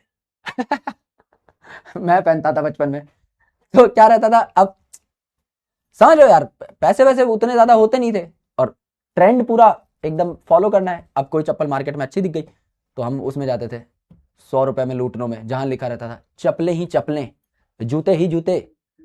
तो वहां जाके ऐसा कुछ 300 रुपए का जूता, 400 रुपए का जूता, क्योंकि अब जा रहे हैं कहीं कहीं स्कूल में इधर उधर, तो ठीक ठाक बन के भी जाना है, पर बजट की तंगी होती थी, तो वहां रीबॉक की जगह लिखा रहता था रीबूका, आदिबास, आबिबास, आबिदास, आदित्य दास। कुछ कुछ बना रहता था उस पे। तो वो दिन बहुत मस्त है ना, ऐसी कोई दिक्कत नहीं है। इसलिए मैं अभी भी ब्रांडेड जूते चप्पल ऐसा नहीं पहनता मैं, बस अब कुछ भी पहनता हूं तो लोग समझते हैं ब्रांड ही है। आओ आओ भाई, अरे गुरुजी क्लिप कटेगी आपकी अब। आओ भैया, इतनी बात ठीक है। क्या हम आगे बढ़ सकते हैं? क्या हम किंगडम फंगस की डिस्कशन कर सकते हैं? यस, सुना होगा यार आपने, शायद मैंने बताया भी था, है ना। थोड़ा नई किंगडम स्टार्ट कर रहे हैं तो बीच में गैप ले लेते हैं 5 मिनट का, है ना। जब मैं नया नया आया था तो मैं कभी भी बहुत महंगे जूते नहीं पहनता, बहुत महंगे जूते नहीं पहनता। I have a good collection of shoes but I don't wear बहुत कॉस्टली शू, है ना। तो मैं जब आया था तो लोगों को लगा भाई बढ़िया आदमी है, अच्छे जूते पहनता होगा, तो मैंने ले रखे थे जूते विच वर कॉपी ऑफ जॉर्डन एयर, तो सबको लगता था कि असली जूते हैं। तो मैं हमेशा स्टूडेंट्स को यही बोलता हूं, it is your worth, not the worth of what you are wearing. कुछ भी पहनोगे बढ़िया लगेगा भाई, एक टाइम के बाद सब समझेंगे कि हाँ असली है, इट्स योर वर्थ। अगर लोगों को पता है कि तुम्हारी औकात है पहनने की, नकली भी पहनोगे तो असली लगेगा। और लोगों को पता है ही शाही भिखारी, भिखारियों का सुपरिटेंडेंट, असली भी पहन के जाओ तो पता लगेगा कि भाई मांगा है किसी ने, या तो पापा ने दिलाया है ना, या फिर रो रो के नस काटने की धमकी देके पापा मम्मी से लेकर के आया है। कुछ तो सबको समझ में आ जाएगा कि इट्स नॉट यू, कुछ कुछ कुछ कुछ तुमने जुगाड़ लगाया है, तो इट्स नॉट राइट, है ना। आ जाओ भाई, करेक्ट। किंगडम फंगस की डिस्कशन शुरू कर दें क्या? कर दो ना गुरुजी, किंगडम फंगस के चिथड़े उड़ा लेते हैं, आराम से आइए। किंगडम फंगस के बारे में कई सारी बातें जानते हैं गुरुजी, हम हर चीज के बारे में कुछ कुछ बातें तो जानते हैं, हम बुद्धिमान बहुत हैं। आओ भैया बुद्धिमता दिखा देते हैं। सबसे पहले क्या यहां पर यूजुअली मल्टी सेलुलर ऑर्गेनिज्म पाए जाएंगे एंड यूकैरियोटिक ऑर्गेनिज्म पाए जाएंगे। ये जो किंगडम फंजाई है इट कंटेन यूकैरियोटिक ऑर्गेनिजम्स, हाँ के ना भाई। प्रोकैरियोटिक ऑर्गेनिजम्स सिर्फ और सिर्फ किंगडम मोनेरा में थे, उसके अलावा दुनिया की बची हुई सारी की सारी किंगडम्स में क्या यूकैरियोटिक ऑर्गेनिजम्स आएंगे? बिल्कुल आएंगे गुरुजी। तो जो फंगस है इट कंटेन्स यूकैरियोटिक ऑर्गेनिजम्स, बिल्कुल। एंड क्या इसमें मल्टी सेलुलर ऑर्गेनिज्म होंगे? सर यूनिसेलुलर प्रोकैरियोट मोनेरा में, यूनिसेलुलर यूकैरियोट प्रोटिस्टा में, या मल्टी सेलुलर होंगे एक्सेप्ट अ फ्यू जिसको हम लोग क्या कहते हैं, ईस्ट कहते हैं। So they are mostly multi cellular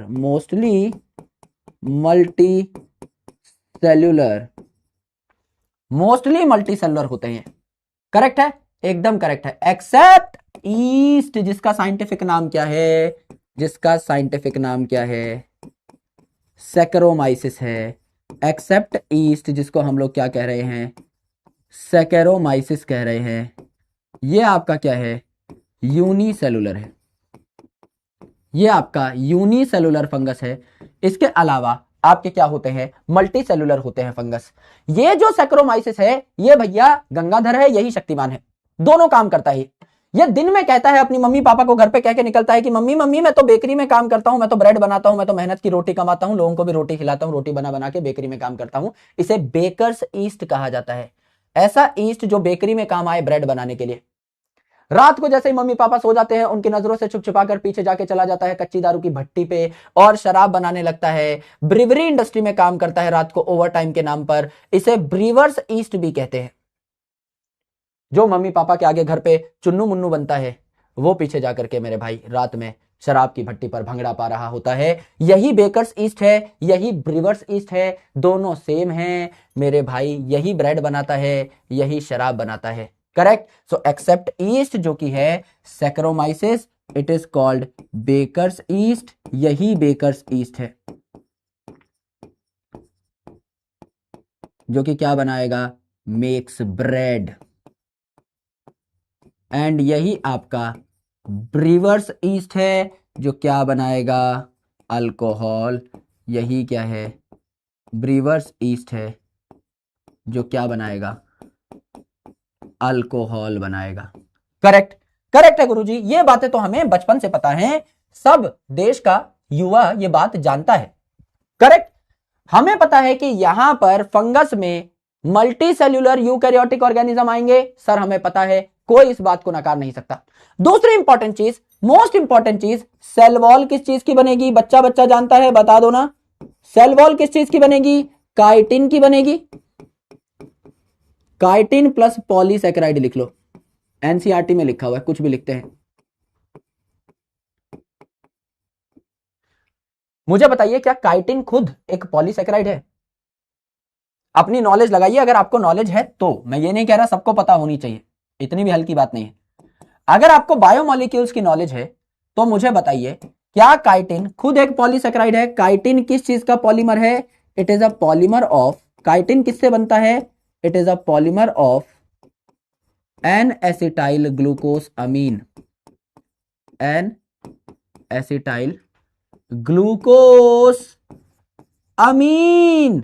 glucose पे अमीन ग्रुप लगाया, आराम से नाम को तोड़ो, घुस जाओ नाम के अंदर। ग्लूकोस पे अमीन ग्रुप लगाया, एसिटाइल ग्रुप लगाया और उसका पॉलीमर बना दिया। ऐसी कई सारी यूनिट्स को साथ में जोड़ा, तो ग्लूकोस की कई यूनिट्स को साथ में जोड़ा, क्या ये पॉलीसैकेराइड नहीं होगा? होगा गुरुजी, होगा। अर्थात यहां पर ये जो काइटिन है, काइटिन प्लस पॉलीसैकेराइड एनसीईआरटी में बोल रखा है, एक ही बात है यार, काइटिन खुद भी तो उसी कैटेगरी में आता है, तो याद करने की जरूरत है नहीं, याद करने की जरूरत है ही नहीं। अगर आप लॉजिक लगाओ, मैं क्या कह रहा हूं, biology is all about putting logic forward. अगर आप चीजों को रटते नहीं हो बल्कि समझ लेते हो कि इसके पीछे साइंटिस्ट का क्या लॉजिक रहा होगा, तो आपको कुछ ज्यादा मेहनत नहीं करनी पड़ती, उसी जगह मेहनत करनी पड़ती है जहां जरूरत है। हम लोग क्या करते हैं, हर चीज को याद करने की, क्रैम करने की कोशिश करते हैं, that's why our brain got burst कि हाँ अब लगता है कि बहुत लोड है भाई हमारे ऊपर। एक्चुअल में होता नहीं है ना, ये तो आपका थोड़ा सा मॉडिफिकेशन हो रखा है, ग्लूकोज में थोड़ा सा मॉडिफिकेशन किया और उसका पॉलीमर बना दिया, तो मॉडिफाइड पॉलीसैकेराइड ही तो है सर। ठीक बात है, कोई दिक्कत थोड़ी है। ठीक है सर, सेल वॉल की बात हो गई, हमें पता है यहां मल्टी सेलुलर यूकैरियोटिक ऑर्गेनिज्म होते हैं। सेल वॉल की बात हो गई, मुझे ये बात बता दो, मुझे ये बात बता दो, क्या ये जो आपके फंगस हैं, क्या ये जो आपके फंजाई हैं, क्या ये अपना खाना स्वयं बना सकते हैं? क्या ये स्वयं सेवी हैं? नहीं गुरुजी, खुद का खाना नहीं बना सकते। ये ऑटोट्रॉफिक नहीं है, they are heterotrophic in nature. कोई भी फंगस खुद का खाना खुद ना बना पाए, they are heterotrophic in nature. And if they are heterotrophic in nature, ये कैसे कैसे खाना जुटा सकते हैं खुद के लिए, बता दो ना गुरुजी, ये कैसे कैसे खाना जुटा सकते हैं? They can be saprophytic, they can be parasitic और they can be symbiotic। Symbiotic क्या है मैं अभी समझाऊंगा, आराम से देखिए। क्या ये दो शब्द हमारे सुने हुए हैं बहुत पहले से? बिल्कुल सुने हुए हैं सर। सेप्रोफिटिक मतलब feed on dead and decaying matter. Feed on dead and decaying matter, that is ये क्या करेंगे, ऑर्गेनिक मैटर को डिकम्पोज करके इनऑर्गेनिक मैटर में कन्वर्ट करेंगे। करेंगे सर, करेंगे। क्या यही बात होती है सेप्रोफिटिक की? गले सड़े मरे मैटर पे ग्रो करते हैं? बिल्कुल करते हैं सर। तो ये जो फंगस है इसका हिंदी शब्द क्या है? फफूंदी। क्या ये दुनिया की हर सड़ी गली मरी चीज पे ग्रो करेगा? बिल्कुल करेगा गुरुजी, बिल्कुल करेगा। यस, तो गली सड़ी मरी मैटर पे ग्रो करता है आपका सेप्रोफाइट? बिल्कुल ग्रो करता है सर, ये तो फफूंदी की पहचान है। एक रोटी रख दो यहां पे टेबल पे, 5 दिन छोड़ दो, अगर उस पर फंगस ना लग जाए तो। एक संतरा रख दो, संतरा के ऊपर फंगस ना लग जाए 3-4-5 दिन में, तो क्या फंगस आ जाएगा उसके ऊपर? बिल्कुल आ जाएगा सर, ये इसकी पहचान है। तो या तो एक गले सड़े मरे मैटर से एनर्जी ले लेंगे, या ये पैरासाइट के तौर पे काम करेंगे। Parasitic on animals and plants. Plants और एनिमल में ये पैरासाइट के तौर पे बीमारी कॉज कर सकते हैं। जैसे आप में क्या बीमारी कॉज कर देंगे, एनिमल्स में क्या आता है, ह्यूमन आता है। अब ह्यूमन जो है उसमें आपकी दाद खाज खुजली हो जाती है, जिसमें एड आप देखते हो टीवी पे कि इट इज फंगल इन्फेक्शन बोला जाता है बकायदा। फंगल इन्फेक्शन से बचाए इच गार्ड लगाएं, रिंग गार्ड लगाएं। यस, गर्दन की यहां जो स्किन फोल्ड बनती है, जहां ये स्किन टकरा रही है आपस में, यहां नाक के जो ठुल्ले हैं, जहां ये स्किन आपस में टकरा रही है नाक और यहां पे है ना, यहां उंगलियों के बीच में जहां स्किन टकरा रही है, अगर जहां पर स्किन टकरा रही है वहां पे फ्रिक्शन होगी सर। गर्मी पैदा होगी सर। पसीना आएगा, मॉइस्ट कंडीशन होगी सर। इन्हीं जगह पर फंगस ग्रो करता है, मॉइस्ट एंड वार्म कंडीशन में। अपने खाने को फंगस से बचाने के लिए फ्रिज में क्यों रखते हो, क्योंकि फ्रिज में तापमान ठंडा है, ठंडी जगह फंगस नहीं ग्रो करता, क्योंकि उसे ग्रो करने के लिए सबसे बेस्ट जो कंडीशन मिलती है वो कहां मिलती है, आपके मॉइस्ट इलाकों में एंड वार्म इलाकों में। जहां जहां स्किन आपस में टकरा रही है, वार्मनेस वार्मथ आएगी सर फ्रिक्शन से, एंड पसीना आएगा, चिपचिपापन आएगा, ह्यूमिडिटी या मॉइस्चर आएगा। फंगस के लिए बेस्ट जगह है। अब आप क्या करोगे, यहां पे खुजली करी, हाँ गुरुजी फंगल इन्फेक्शन हो रहा है, खुजली कर ली, यहां लगा लिया, तो यहां भी फंगल इन्फेक्शन हो जाएगा, क्योंकि आपने तो पैथोजन को फैला दिया है। लेकिन शुरू कहां हुआ, वार्म एंड ह्यूमिड कंडीशन पे, बाद में तो जहां फैलाओगे वहां फैल ही जाएगा। सबसे बेस्ट जगह क्या है, आपकी वार्म एंड ह्यूमिड कंडीशन। तो यहां पर क्या हो जाता है, एनिमल्स में जैसे आप कहोगे, आपका क्या हो जाता है, fungal infection in humans, fungal infection in humans. Correct है। दूसरा, प्लांट की अगर हम बात करें तो प्लांट में भी क्या ये बीमारी कॉज कर सकते हैं, बिल्कुल कॉज कर सकते हैं। जैसे एग्जांपल हो जाएगा आपका एल्ब्यूगो। किसको परेशान करता है, एल्ब्यूगो किसको परेशान करता है, मस्टर्ड प्लांट को। तो ये क्या करता है, it is parasitic on mustard leaf,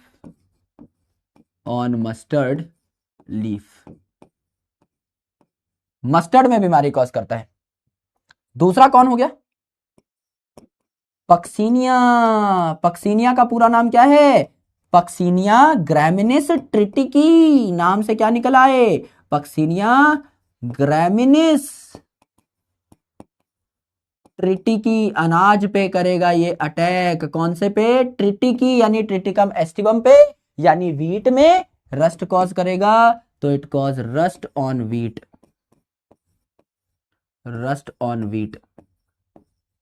अच्छा मुझे बताओ इनका कलर क्या होगा, इन फंगस का कलर क्या होगा, बीमारी का कलर क्या होगा। पक्सीनिया ग्रैमिनिस ट्रिटिकी वीट में बीमारी कॉज करता है। वीट के दाने कैसे हैं, लाइट कलर के हैं, सुनहरे हैं। सुनहरे दानों पे, आपके लाइट कलर के दानों पे क्या काले कलर की बीमारी होनी चाहिए, तभी दिखेगी। सफेद चीज पे, लाइट चीज पे काले कलर की बीमारी होगी तभी दिखेगी। तो रस्ट ऑन वीट, इस पे क्या हो जाएगी, आपकी ब्लैक रस्ट हो जाएगी। बीमारी ब्लैक कलर की, क्यों, क्योंकि वीट है सुनहरे कलर का, लाइट कलर का। और मस्टर्ड जो है, इसकी पत्ती पे कैसी बीमारी होगी, याद करने के लिए बता रहा हूं। मस्टर्ड के दाने कैसे होते हैं, सरसों के दाने कैसे होते हैं गुरुजी, छोटे छोटे गोल गोल काले काले होते हैं, डार्क ब्राउन या काले कलर के होते हैं। तो काले कलर की मस्टर्ड होती है, तो बीमारी किस कलर की होगी, व्हाइट कलर की। तो एल्ब्यूगो जब इसके पत्ते पे बैठा होता है तो कैसा दिखाई देता है, व्हाइट दिखाई देता है। काले पे व्हाइट कलर की बीमारी, लाइट कलर वाले पे काले कलर की बीमारी। सर सीधा याद हो जाएगा, कोई दिक्कत है नहीं। करेक्ट है सर। तो ये प्लांट में भी बीमारी कॉज कर सकते हैं, एनिमल में भी बीमारी कॉज कर सकते हैं, यानी प्लांट और एनिमल से भी न्यूट्रिशन ले सकते हैं, उनको परेशान करके गले सड़े मरे मैटर पे भी ग्रो कर सकते हैं।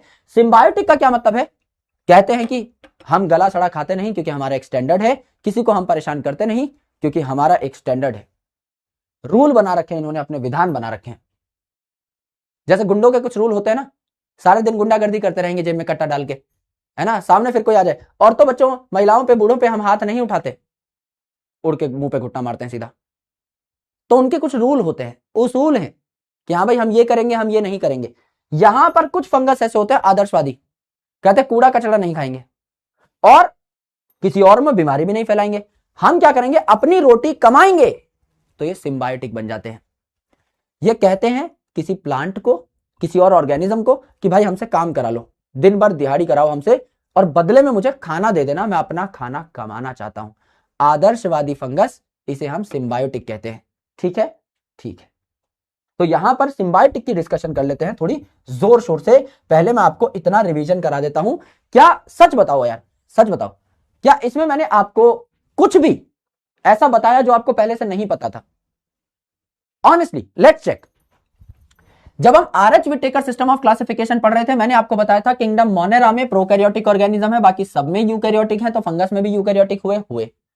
RH Whittaker system of classification पढ़ाते टाइम ही मैंने आपको बताया था कि मेरे भाई आपका जो किंगडम मोनेरा है उसमें यूनिसेलुलर यूकैरियोटिक प्रोकैरियोटिक ऑर्गेनिज्म है, प्रोटिस्टा में यूनिसेलुलर यूकैरियोट है, बाकी सब में मल्टीसेलुलर होंगे। यहां मोस्टली मल्टीसेलुलर मैंने इसलिए लिखा है क्योंकि एक्सेप्शन है ईस्ट, जो कि ब्रेड भी बनाता है बेकरी में एंड ब्रिवरी इंडस्ट्री में शराब भी बनाता है, तो इसे बेकर ईस्ट या ब्रिवर्स ईस्ट कहा। 12th में माइक्रोब्स इन ह्यूमन वेलफेयर में भी पढ़ाते हैं, तो रिपीटेटिव पॉइंट है। सेल वॉल काइटिन की बनती है, सर देश का बच्चा बच्चा जानता है। न्यूट्रिशन हेट्रोट्रॉफिक है, देश का बच्चा बच्चा जानता है कि ये सेप्रोफाइट भी हो सकते हैं, गले सड़े मरे मैटर पे ग्रो करते हैं, एंड पैरासिटिक भी हो सकते हैं, यानी ऑर्गेनिजम्स में बीमारी भी कॉज कर सकते हैं, जैसे हम में दाद खाज खुजली एक जनरल पॉइंट है, टीवी पे ऐड देख लेना। और प्लांट में मेरे भाई ये दोनों पॉइंट आगे आएंगे। एल्ब्यूगो मस्टर्ड में बीमारी कॉज करता है सफेद कलर की, एंड पक्सिनिया आपका नाम ही है ट्रिटी की, तो ट्रिटिकम एस्टिवम यानी वीट में बीमारी कॉज करेगा ब्लैक कलर की, क्योंकि वीट सुनहरा होता है तो बीमारी ब्लैक कलर की, मस्टर्ड के दाने काले कलर के होते हैं तो बीमारी व्हाइट कलर की। सर याद हो गया, सर याद हो गया। दो नाम बस आपको याद करने पड़ेंगे, वो भी आगे आएंगे रिपीटेटिवली, तो खुद ब खुद समझ में आ जाएंगे, कोई टेंशन है नहीं, क्योंकि जब हम फंगस का क्लासिफिकेशन पढ़ेंगे तो ये नाम आएंगे एग्जांपल्स में, तो और अच्छे से समझ में आ जाएगा। ठीक है, ठीक है। नैग वाला पॉइंट, ये जो काइटिन है ना, ये एक पॉलीमर है। जैसे आपका ग्लाइकोजन कैसे बना, मैं कह रहा हूं मेरी बॉडी में ग्लूकोज कैसे स्टोर होता है, सर ग्लाइकोजन की फॉर्मेट में स्टोर होता है। Glucose glucose glucose glucose glucose glucose glucose glucose, हजारों ग्लूकोज जुड़ते गए, ग्लाइकोजन बन गया। प्लांट में ग्लूकोज कैसे स्टोर होता है, सर स्टार्च की फॉर्मेट में। Glucose glucose glucose glucose glucose glucose, हजारों ग्लूकोज जुड़ गए, स्टार्च बन गया। काइटिन कैसे बना, नाग नाग नाग नाग नाग नाग नाग नाग नाग, नाग पंचमी बना दी पूरी। एन एसिटाइल ग्लूकोसामीन का पॉलीमर है ये, तो एन एसिटाइल ग्लूकोसामीन जोड़ते जाएं, काइटिन बनाएं। यस यस गुरुजी, ये बात यहीं पर समझाई गई, ये हमने कहा है। Correct correct. अब एक पॉइंट हमारा छूट गया है क्योंकि यहां जगह बची ही नहीं, तो हम क्या करेंगे, हम इस पॉइंट को आगे ले चलेंगे सिम्बायोटिक वाले को, कि सिम्बायोटिक आपके फंगस किस प्रकार से काम करते हैं। Let's talk about this, let's talk about this. ठीक है, ठीक है। तो हमने क्या कहा, हमने कहा कि अब हम पढ़ेंगे सिम्बायोटिक एसोसिएशन ऑफ फंगस के बारे में। अलग से एक पॉइंट डालें, symbiotic association of fungus, symbiotic association of fungus. Let's try to understand that clearly. अच्छे से पढ़ेंगे, प्यार से पढ़ेंगे। पहली जो एसोसिएशन है, इसका नाम हमने क्या बोला, देश का बच्चा बच्चा जानता है, नहीं जानता है तो आज जान जाएगा। पहली एसोसिएशन का नाम है मिस्टर लाइकन। क्या सबने सुना हुआ है इसके बारे में? एटलीस्ट सबने सुना तो होगा, अगर किसी को पता है नहीं पता है दैट्स अनदर थिंग, पर सबने सुना होगा कि लाइकन होता क्या है। लाइकन दो चीजों के जुड़ने से बना है, दो चीजों का एसोसिएशन है। किस किस चीज का एसोसिएशन है? एल्गी एंड फंगस का एसोसिएशन है, एल्गी एंड फंगस का एसोसिएशन। करेक्ट। अब एल्गी क्या है गुरुजी? एल्गी तो प्लांट होता है, सबसे लोअर लेवल का प्लांट है, देयरफॉर इसे हम क्या कहते हैं, phycobiont. Phycobiont, P for plant, P for phycobiont. Bio का मतलब होता है लिविंग ऑर्गेनिज्म, तो कैसा लिविंग ऑर्गेनिज्म है ये? Plant like. एंड फंगस को हम क्या कहते हैं? माइकोबायोंट। माइकोबायोंट, क्योंकि माइको शब्द हमेशा दुनिया में कहीं भी सिर्फ फंगस के लिए इस्तेमाल होता है। फंगस की स्टडी को भी माइकोलॉजी कहा जाता है। तो ये दो चीजें यहां पाई जाती हैं, फाइकोबायोंट और माइकोबायोंट। ना याद हो तो सीधा सीधा समझ लेना कि एल्गी प्लांट है तो उसको पी फॉर फाइकोबायोंट कहा जाएगा। सर बात समझ में आ गई। अब देखो भैया, फंगस कैसा होता है? फंगस ऐसा होता है पतले लंबे धागे जैसा, पतले लंबे धागे जैसा, ऐसे कई धागे हमने यहां पर बना ली। ये आपका फंगस है। तो फंगस का क्या है, सरफेस एरिया बहुत ज्यादा है। फंगस का क्या है, सरफेस एरिया बहुत ज्यादा है। करेक्ट है, करेक्ट है, फंगस का सरफेस एरिया बहुत ज्यादा है। तो ये क्या करेगा भैया, एडिशनल सरफेस एरिया प्रोवाइड करेगा, शेल्टर प्रोवाइड करेगा, किसके लिए, एल्गी के लिए। एल्गी को कहेगा आइए पधारिए बैठिए, सोफा तैयार करेगा उसके लिए, शेल्टर तैयार करेगा, बैठने की जगह प्रदान करेगा। एंड एल्गी जो है बदले में क्या है, हरा भरा है, फोटोसिंथेटिक है, ये क्या करेगा, खाना बनाएगा। फंगस इसको बैठने की जगह दे रहा है और एल्गी क्या कर रहा है, खाना बना बना के फंगस को दे देगा। दोनों की मौज हो गई, दोनों की मौज हो गई गुरुजी, दोनों की मौज हो गई। ये क्या है आपका फंगस है, ये क्या है आपका फंगस है जिसका सरफेस एरिया बहुत ज्यादा है, जिसका सरफेस एरिया बहुत ज्यादा है। देयरफॉर ये क्या करेगा, it will provide shelter to algae, रहने की जगह देगा, बैठने की जगह देगा। It will provide shelter to algae, algae को शेल्टर देगा। Therefore increase absorption of water and minerals, higher surface area है तो वाटर मिनरल एब्जॉर्ब करेगा ज्यादा।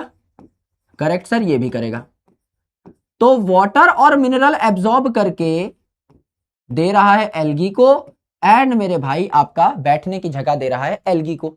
बदले में एल्गी क्या करेगा, बदले में एल्गी क्या करेगा, ये है आपका एल्गी, ये क्या करेगा, सिंस इट इज फोटोसिंथेटिक, क्योंकि ये प्लांट है, इट इज फोटोसिंथेटिक, देयरफॉर ये क्या करेगा, since it is photosynthetic, therefore it will provide food to fungus, it will provide food to fungus. दोनों का काम चल गया। फंगस ने यहां पर अपनी रोटी कमाई है। क्यों, क्योंकि मेरे भाई इसने कहा कि मैं एल्गी को कुछ चीजें ऑफर करूंगा जो मेरे पास हैं। मेरे पास हायर सरफेस एरिया है, मैं वाटर और मिनरल एब्जॉर्ब करके एल्गी को दूंगा, मैं बैठने की जगह एल्गी को दूंगा, बदले में मैं अपनी रोटी कमा रहा हूं, एल्गी से मैं बदले में फूड ले लूंगा। ये साथ साथ रहने वाली जो एसोसिएशन है इसे हम क्या कहते हैं, लाइकन कहते हैं गुरुजी, एकदम लाइकन कहते हैं, एकदम लाइकन कहते हैं। और ये जो लाइकन है इसमें एक खास बात है, एनसीईआरटी में लिखा हुआ है, ये पॉइंट आपका आगे आता है पर मैं आपको यहीं पर बता देता हूं। It has a very important advantage. ये लाइकन कहां उगते हैं, कहीं भी उग जाते हैं क्या? क्या अपने आसपास आपको लाइकन दिखाई देता है? हो सकता है कुछ लोगों को दिखाई देता हो, मेरे इलाके में नहीं दिखाई देता भाई, मैं दिल्ली के आसपास रहता हूं, एनसीआर में रहता हूं, नहीं दिखाई देता लाइकन मुझे। लाइकन उगता है नॉन पॉल्यूटेड इलाकों में। कहीं जाओगे, मसूरी जाओगे, मनाली जाओगे, अलग अलग जगह पे जाओगे, पहाड़ी इलाकों में जाओगे, आपको पेड़ों के ऊपर, पेड़ों की टहनियों के ऊपर, तने के ऊपर एक पैच सा चिपका मिलेगा, एक येलो कलर का, व्हाइट कलर का, अलग अलग कलरफुल आपके लाइकन हो सकते हैं। वो जो पैच है दैट इज लाइकन, हर जगह नहीं देखने को मिलते।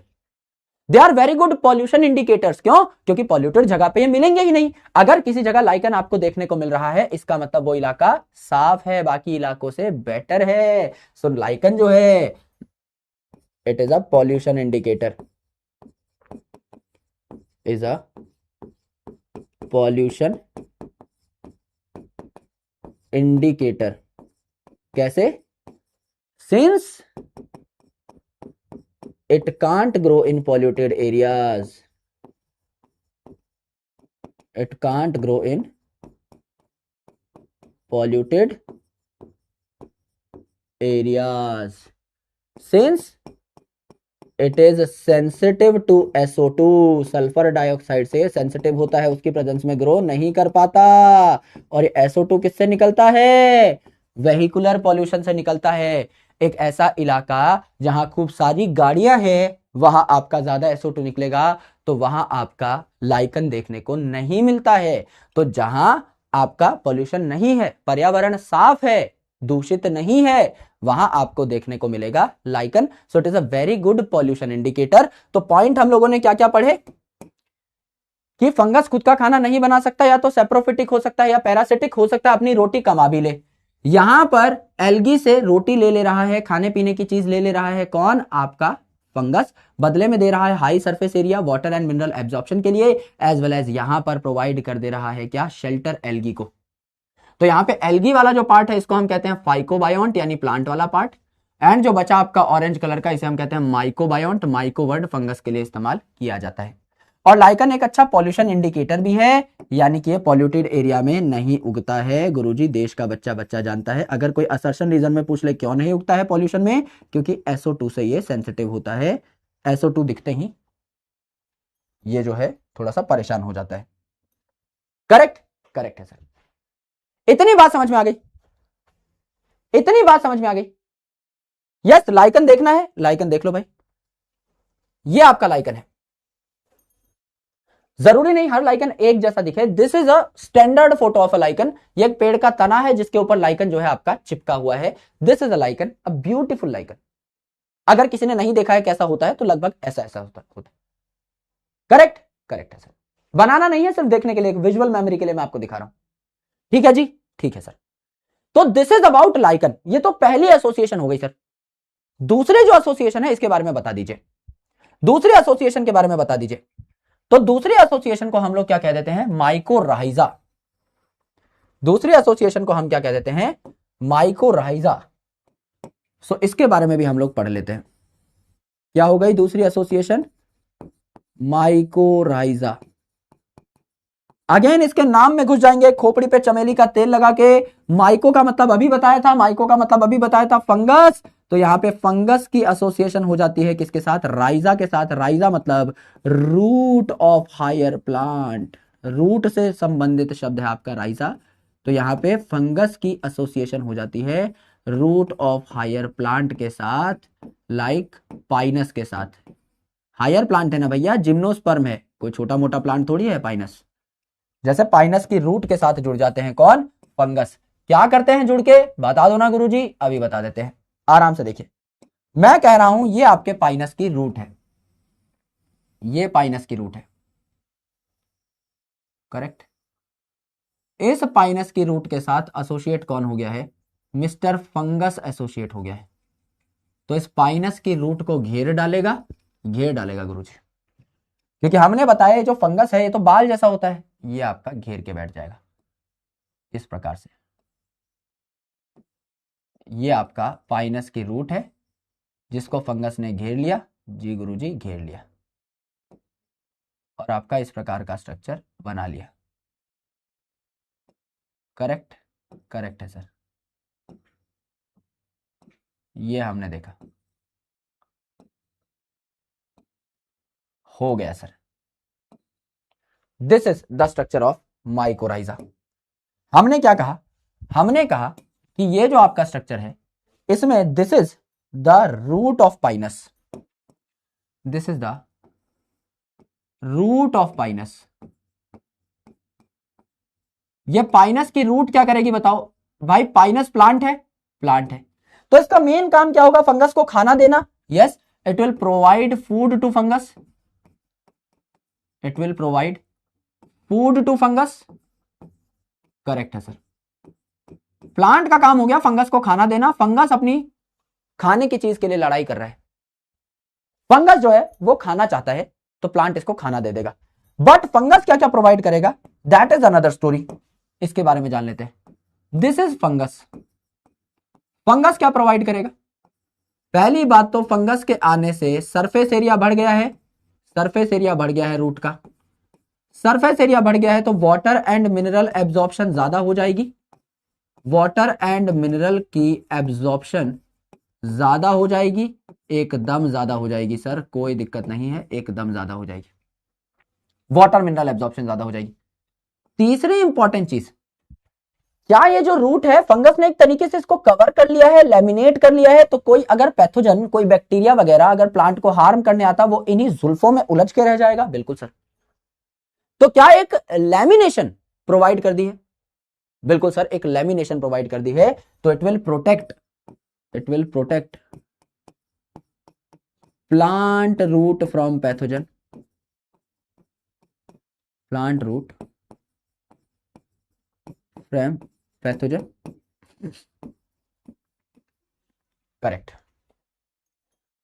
यस यस गुरुजी, पैथोजन से बचा लेगा प्लांट की रूट को। कई सारे काम कर रहा है, एकदम काम कर रहा है। अब the most important point that I can tell you today in this specific slide, वो पॉइंट ये है कि पाइनस का सीड तब तक जर्मिनेट नहीं करता जब तक उसे इस बात की श्योरिटी ना हो जाए कि मेरे आसपास कोई फंगस है। समझ लो, अगर मैं पाइनस का सीड हूं, इसका मैकेनिज्म कुछ ऐसा है कि पाइनस का सीड जो है ये आसपास फेवरेबल कंडीशन देखता है, अच्छा पानी होना चाहिए, अच्छी सॉइल होनी चाहिए, और ये अपने आसपास ये भी देखता है कि फंगस है या नहीं, क्योंकि अगर फंगस नहीं हुआ तो पाइनस अगर सीड अपना जर्मिनेट भी कर ले गया तो बहुत बड़ा नहीं बन पाएगा, बहुत महान नहीं बन पाएगा, क्योंकि वाटर मिनरल बहुत ज्यादा एब्जॉर्ब नहीं कर पाएगा, कोई आके बीमारी कॉज कर जाएगा घुस के। इसीलिए मेरे भाई इट ऑलवेज चेक्स कि इसके आसपास कोई फंगस है या नहीं। तो it is basically an obligate और compulsory relationship. It is a compulsory relationship, यानी हमेशा ये जो आपका पाइनस है ये मेक श्योर करेगा, ये हमेशा इस बात को एनालाइज करेगा सबसे पहले कि मेरे आसपास फंगस है या नहीं, तभी वो अपने सीड को जर्मिनेट होने देगा, अदरवाइज नहीं। Correct, correct sir. तो हमने क्या कहा, हमने यहां पे एक नोट बना लिया, हमने एक नोट बना लिया। नोट में हमने कहा pinus seed checks the presence of fungus around it before germinating. Since it can't grow well without fungus.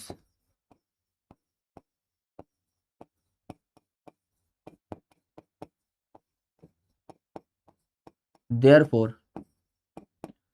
it is an obligate relationship. It is an obligate relationship. Pinus के लिए एकदम compulsory है कि वो fungus का हाथ ना छोड़े, तभी वो ग्रो कर पाएगा, अदरवाइज बेचारे की बैंड बच जाएगी, बेचारे की बैंड फट जाएगी। ठीक है गुरुजी, बात समझ में आ गई, बात समझ में आई। अर्थात मैंने आपको बताया कि फंगस 3 तरीके से अपना एनर्जी का जुगाड़ कर सकता है, या तो गले सड़े मरे मैटर पे ग्रो करके सेप्रोफिटिक, या लोगों में बीमारी कॉज करके पैरासिटिक, या अपनी रोटी कमा सकता है। एल्गी के साथ रह के अपनी रोटी कमा रहा है लाइकन के फॉर्मेट में, तो ये पहले तरीके की एसोसिएशन हुई। अगर हायर प्लांट की रूट के साथ रह करके अपनी रोटी कमा रहा है तो ये दूसरे प्रकार की एसोसिएशन हुई, जिसे माइकोराइजा हमने कह दिया। गुरुजी दोनों बातें हमें समझ में आ गई हैं बढ़िया तरीके से। लाइकन टॉपिक हमारी एनसीईआरटी के एंड में दिया हुआ है, उसकी एक बार रीडिंग कर लेंगे हम लोग, तो ये टॉपिक हमारा डन है, तो इसे हमें पढ़ने की जरूरत नहीं है। यूजुअली वो वायरस, वायरॉइड और प्रायोन के साथ पढ़ाया जाता है, लेकिन मैं हमेशा फंगस के साथ ही एसोसिएट करके पढ़ा देता हूं, जिससे कुछ टॉपिक्स हमारे पहले पूरे हो जाएं। यस यस गुरुजी, करेक्ट है, करेक्ट, बहुत शानदार, यस ठीक। आइए अब देखो मेरे भाई, क्या हमें फंगस के बारे में कुछ और बातें पता हैं?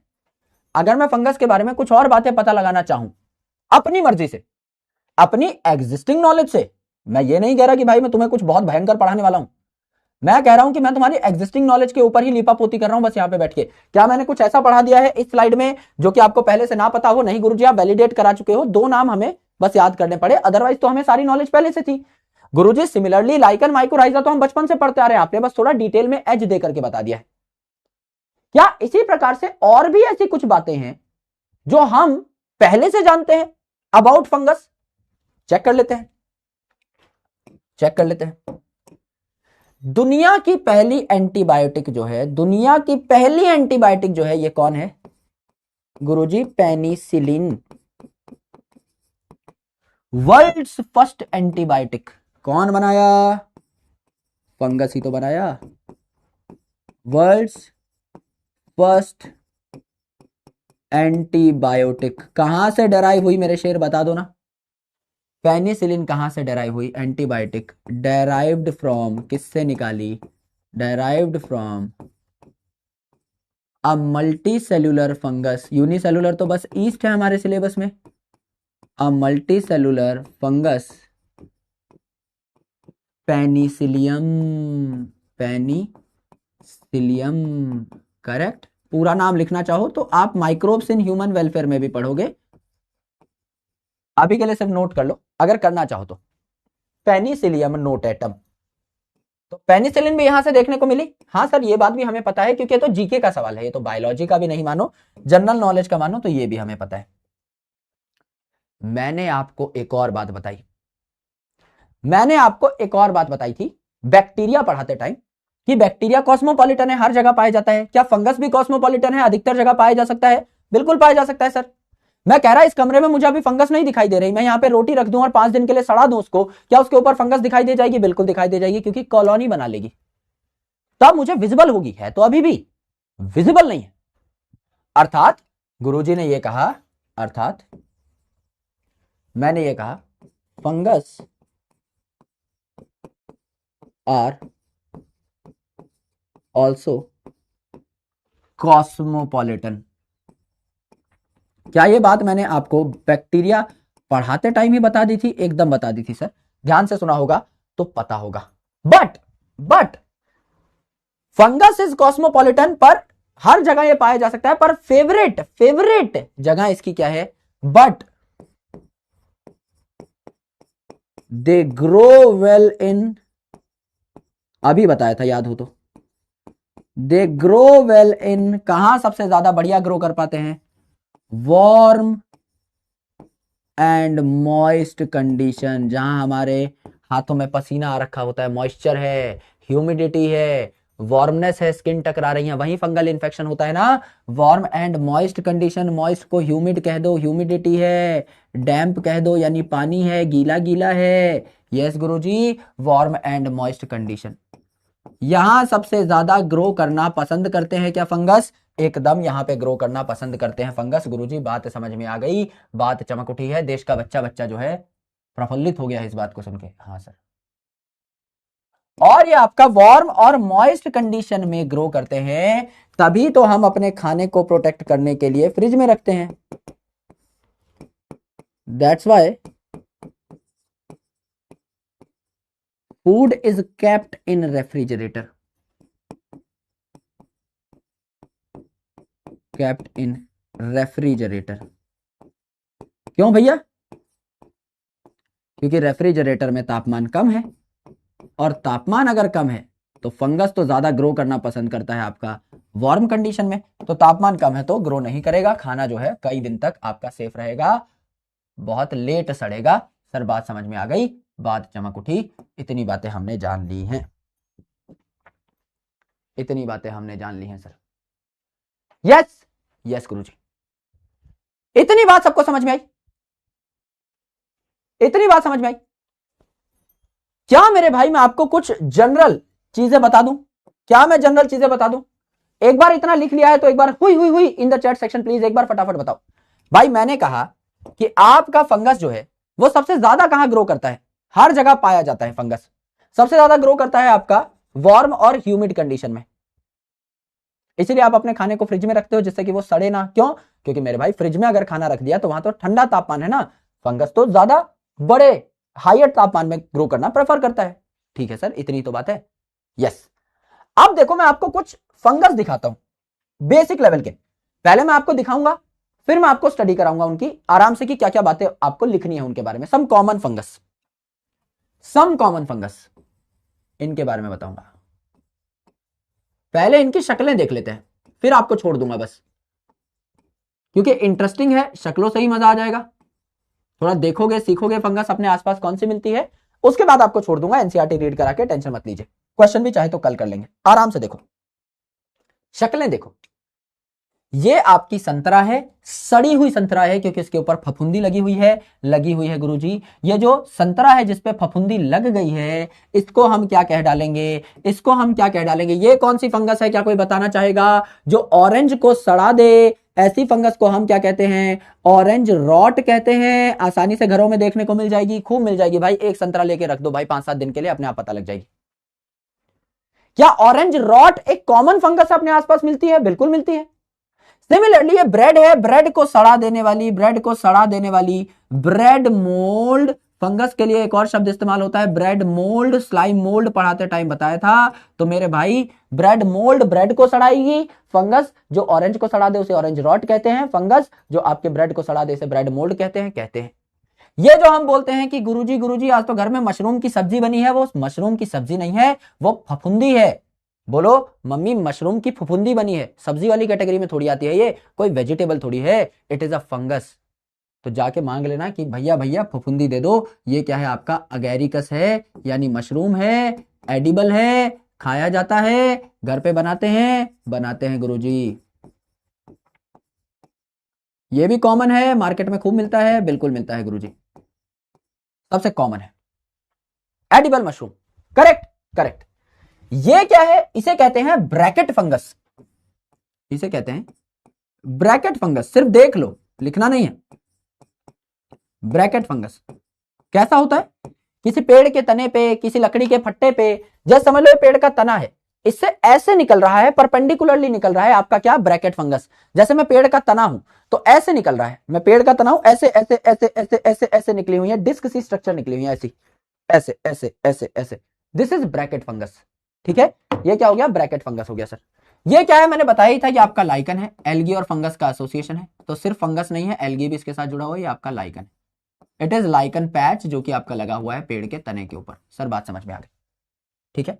ये क्या है गुरुजी, ये भी तो मशरूम है, लाल कलर का मशरूम है, वाओ पूकी मशरूम खा लेता हूं, नहीं खाना है, टोड स्टूल है। इसीलिए जिसका काम उसी को साझे, जिनको मशरूम्स की नॉलेज है वही मशरूम तोड़ करके लाएं तो बेहतर है। तुम कुछ भी तोड़ के ले आओगे मेरे भाई, और कुछ भी तोड़ के ले आओगे तो खाते खाते भगवान को प्यारे हो जाओगे पूकी बनने के चक्कर में। गुरुजी व्हाइट कलर का मशरूम मुझे अच्छा नहीं लगता, पिंक कलर का मशरूम होता तो बहुत दबा के खा लेती मैं। गुरुजी मेरा फेवरेट कलर है पिंक, है ना बहन, लेने के देने पड़ जाएंगे। टोड स्टूल जो है it is poisonous, poisonous. Example NEET 2014 का सवाल है, Amanita is a poisonous toadstool. ये सारी बातें मैं लिखवा दूंगा, टेंशन मत लो, अभी सुन लो बस। पॉइजनस टोड स्टूल है, खाते ही सुत्ती बाबू, यस, टॉक्सिन्स क्रिएट हो जाते हैं इसके अंदर, तो इसको खा नहीं सकते, इनएडिबल है।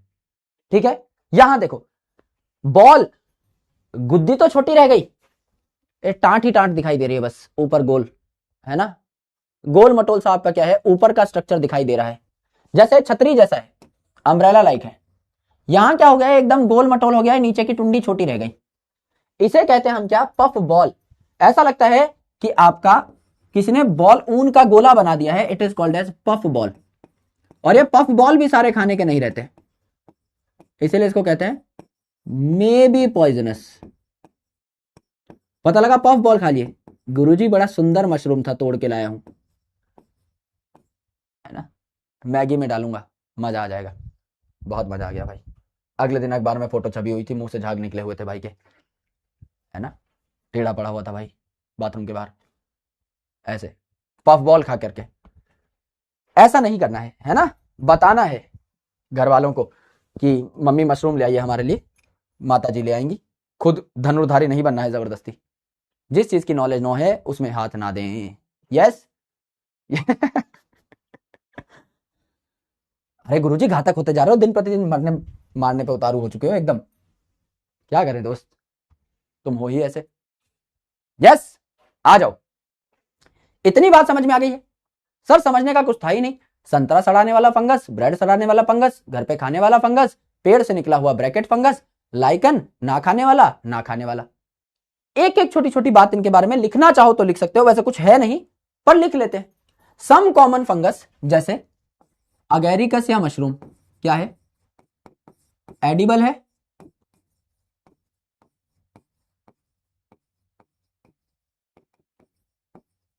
एडिबल है। ठीक है, दूसरा आपका ब्रेड मोल्ड, ब्रेड सड़ाता है, ऑरेंज रॉट, ऑरेंज सड़ाता है, सबको पता है। Puff ball may be poisonous, तो एकदम कॉन्फिडेंट होके खा नहीं सकते, करेक्ट। आपका फिर हो जाएगा टोड स्टूल,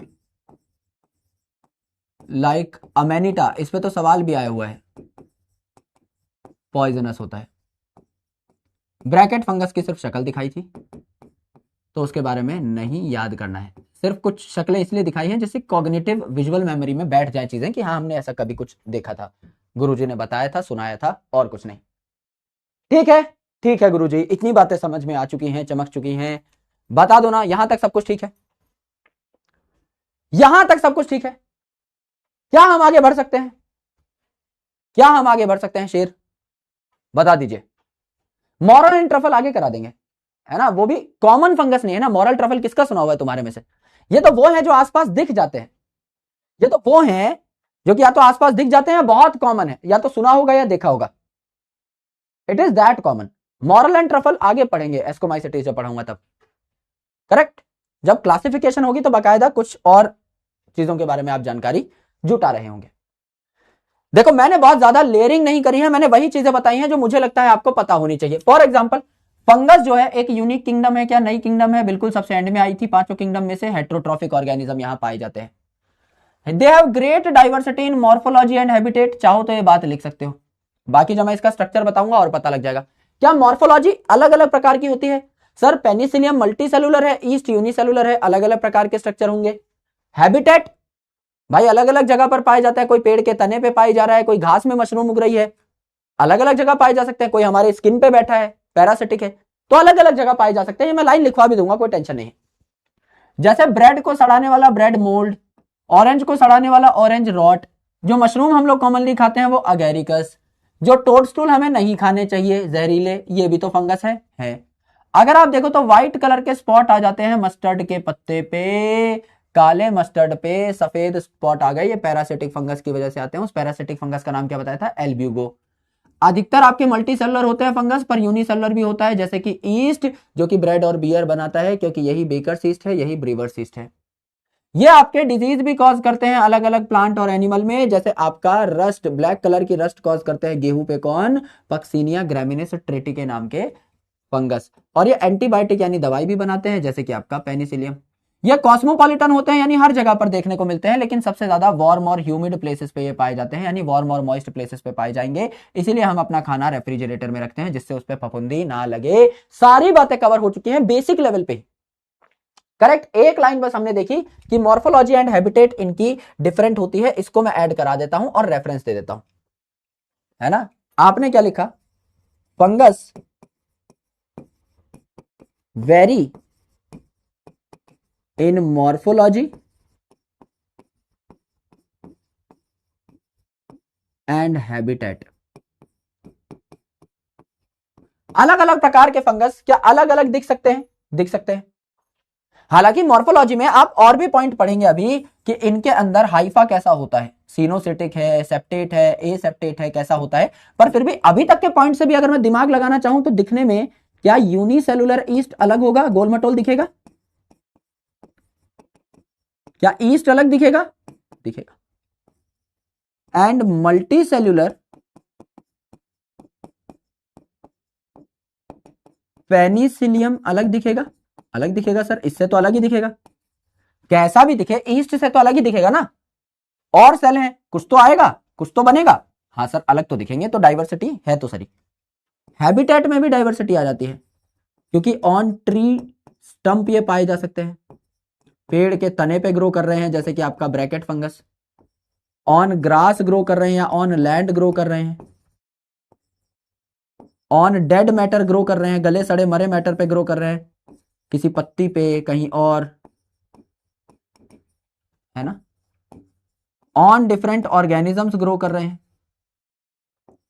जैसे मस्टर्ड पे, व्हीट पे, हमारी बॉडी पे ऑन डिफरेंट ऑर्गेनिजम्स ग्रो कर रहे हैं। तो चीजें तो हैं भाई, अलग अलग चीजें तो हैं, ये तो नकारी नहीं जा सकती। करेक्ट, करेक्ट है सर, एकदम करेक्ट है। यस, यस सर, इतने से भी हमने ये बात निकाल ली, कोई टेंशन है नहीं। लिखने का टाइम दूंगा, डोंट वरी। पहले और देख लेते हैं हमने क्या क्या सीख लिया है, क्या क्या पढ़ लिया है। लिखने का टाइम दे देंगे, डोंट वरी। हमने कहा ईस्ट को छोड़ करके, ईस्ट क्योंकि यूनिसेलुलर है ना, जो कि यूनिसेलुलर है, बाकी फंगस फिलामेंटस होते हैं। चैप्टर लिविंग वर्ल्ड में ही बताया था और अभी भी समझाएंगे, क्योंकि हमने स्ट्रक्चर नहीं देखा है अभी आपके फंगस का। तो फंगस पतले लंबे धागे जैसे होते हैं, जैसा मैंने आपका लाइकन में और माइकोराइजा में बताया, तो ये फिलामेंटस होते हैं। पर ये पॉइंट आगे भी रिपीट होगा, क्योंकि अभी हमने स्ट्रक्चर देखा नहीं है, तो अभी हमने पढ़ा नहीं है हाइफे के बारे में, माइसीलियम के बारे में कि कैसे होते हैं, तो इनको छोड़ दो। सेल वॉल जो है आपकी फंगस की, ये काइटिन की या पॉलीसेकेराइड की बनेगी? बिल्कुल बनेगी। मोस्ट फंगस जो है ये अपना खाना नहीं बना सकते, हेट्रोट्रॉफिक होंगे, तो या तो ये मेरे भाई ऑर्गेनिक मैटर को इनऑर्गेनिक मैटर में कन्वर्ट कर रहे होंगे यानी सेप्रोफिटिक होंगे, या फिर ये प्लांट और एनिमल में बीमारी कॉज कर रहे होंगे, जैसे हमारे अंदर फंगल इन्फेक्शंस हो जाते हैं, एंड प्लांट में आपने मस्टर्ड का और बीट का एग्जांपल देखा। या ये मेरे भाई सिम्बायोटिक एसोसिएशन भी दिखा सकते हैं एल्गी के साथ जैसे कि लाइकन के केस में, and root of higher plant के साथ जैसे कि माइकोराइजा के केस में। ये बात समझ में आ गई। अब पॉइंट बचता है कि इनका स्ट्रक्चर कैसा है और रिप्रोडक्शन कैसा है, बस इतनी बात बचती है। तो फंगस की क्लासिफिकेशन की और फिर हम लोग रुख कर सकते हैं बहुत आसानी से। कितना छोटा पार्ट बचा है फंगस का, सोच के देखो। आज हमने किंगडम प्रोटिस्टा तो कंप्लीट की, लेकिन किंगडम फंगस के इंट्रोडक्शन का भी हमने ऑलमोस्ट 70% पार्ट कर लिया। 2 पॉइंट बचे हैं बस हमारे। पहला पॉइंट क्या बचा है? पहला पॉइंट कि फंगस का स्ट्रक्चर कैसा है, यानी कि उसमें हाइफा क्या होता है, माइसीलियम क्या होता है, एंड फिर उसमें रिप्रोडक्शन कैसी होती है, वेजिटेटिव रिप्रोडक्शन क्या होता है, एसेक्सुअल क्या होता है, सेक्सुअल क्या होता है, उसके स्टेप्स क्या है, बस। एंड देन आफ्टर हम लोग आगे बढ़ रहे होंगे एंड डिस्कशन कर रहे होंगे क्लासिफिकेशन ऑफ फंगस की, बस खेल खत्म हो जाएगा। दैट्स इट, कुछ करने की जरूरत नहीं, इतने में ही खेला समाप्त हो जाएगा। करेक्ट है, एकदम करेक्ट है सर, एकदम करेक्ट है। बस बस छोड़ दिया भाई, छोड़ दिया। आइए इतना नोट कर लीजिए, इतना नोट कर लीजिए, और उसके बाद लिख दीजिए सुत्ती बाबू इन द चैट सेक्शन, जिससे हम लोग कुछ क्वेश्चंस करें और फिर आपकी छुट्टी कर दें। बस अभी तक जितना पढ़ा है इसके क्वेश्चन सॉल्व करके देखते हैं, फिर छुट्टी कर देंगे आपकी। फिर हमारी सैटरडे को क्लास है ना। तो सबसे पहले तो आप नोट करें, तब तक मेरी सारी बहनों को मेरी तरफ से हैप्पी रक्षाबंधन, हैप्पीएस्ट रक्षाबंधन। तो मैं और मेरी दीदी कल बैठ के डिस्कशन भी कर रहे थे कि क्या किया जाए, क्योंकि आप में से कई सारे लोगों के मैसेजेस आना स्टार्ट हो चुके हैं कि सर हम आपको विश करना चाहते थे, but it is like literally not possible कि मैं हर किसी को इंडिविजुअली रिप्लाई कर पाऊँ, क्योंकि बहुत सारे मैसेजेस आते हैं, you know that very well, है ना। सबको ट्रैक कर पाना भी बहुत मुश्किल है। तो यही है कि बस मैंने अपनी बहन को, हम लोगों ने एक आइडिया लगाया कि एक राखी अलग से फ्रॉम जारविस समाज, जारविस बहनों की तरफ से मेरी बहन मुझे बांध देगी, and I definitely post it on Instagram और on different social media handles, जिससे कि आपका प्यार मेरी कलाई तक पहुंच सके एंड मेरी जो बेस्ट विशेष है वो आप तक पहुंच सके। तो इसको हम लोगों को थोड़ा वर्चुअली रखना पड़ेगा, लेकिन जब भी हमारी मुलाकात होगी we will definitely share the moment, लेकिन अभी के लिए हम लोगों को थोड़ा सा वर्चुअली ही काम चलाना पड़ेगा। तो ये एक जुगाड़ मैंने लगाया है, यही हमने निकाला। क्योंकि पहले जब मैं थोड़ा सा ऐसे बहुत कम स्टूडेंट्स को पढ़ाता था ना, अभी देखो मास में हम पढ़ा रहे हैं, मैं शुरू से ही यूट्यूब पे फ्री में पढ़ाता था। तो पहले जब मेरे बहुत कम सब्सक्राइबर थे, 10-20 हजार सब्सक्राइबर थे ना, तो मैंने एक बार क्या किया था, अपना एड्रेस डाल दिया था कि जो भी मेरी बहनें हैं, जो स्टार्टिंग से ही मैं स्टूडेंट्स को ऐसे ही ग्रीट करता था कि आप मेरे को राखी भेज देना। तो उस टाइम पर भी मेरे को 100 राखियां रिसीव हो गई थी। तो I need to keep that video private, क्योंकि उसमें मेरा एड्रेस मैंने ऑब्वियसली रिवील कर दिया था।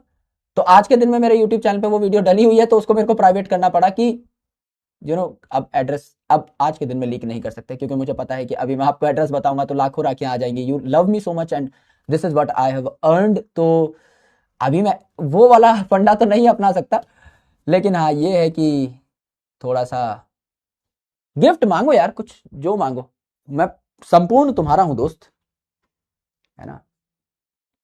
अब मैं छोटी मोटी चीजें, मटीरियलिस्टिक गिफ्ट में विश्वास नहीं रखता भाई। मैं तो बस तुम्हें प्रॉमिस कर सकता हूं, वादे कर सकता हूं भाई, तुम्हारे साथ खड़े रहने के। मुझे लगता है कि बातों से ज्यादा बेहतर है सहयोग, और सहयोग शुरू एक किसी बात से ही होता है। तो आज वो बात कर लेते हैं हम लोग, सहयोग आपको दिख जाएगा आने वाले वक्त में।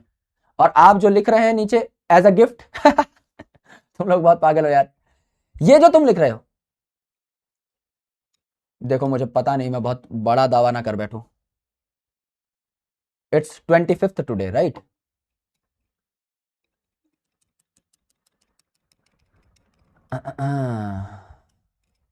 ठीक है भाई, तुम मुझे 10 से 15 दिन का टाइम दे दो। आज मैं अपनी सारी बहनों को एंड भाइयों को प्रॉमिस कर रहा हूं, ये जो आप चैट सेक्शन में लिख रहे हो, मसाला रिवील ना हो जाए, इसलिए सिर्फ अपने अंदर गुट में ही ये बातें रहें। ये जो आप लिख रहे हो इन द चैट सेक्शन, जो सबसे तेज चीज उड़ रही है, 15 दिन के अंदर अंदर I will give you some notification, promise. ठीक है, डन हो गया, कर देंगे। आप जैसे करेंगे वो मेरे को पता है, करने में मेरी हालत खराब हो जाएगी, पर अब जो है सो है। ठीक है, ये जो आप लिख रहे हो इसके ऊपर काम हो जाएगा।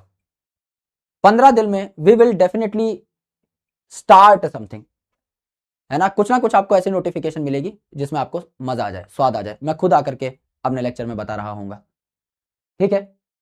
और कुछ अच्छा करेंगे भाई, इसीलिए मैं इतना टाइम ले रहा हूं, वरना मैं बोल देता, आज मैं बोलने को बोल देता, मैं अनाउंस कर देता, कोई दिक्कत नहीं है, देखी जाएगी।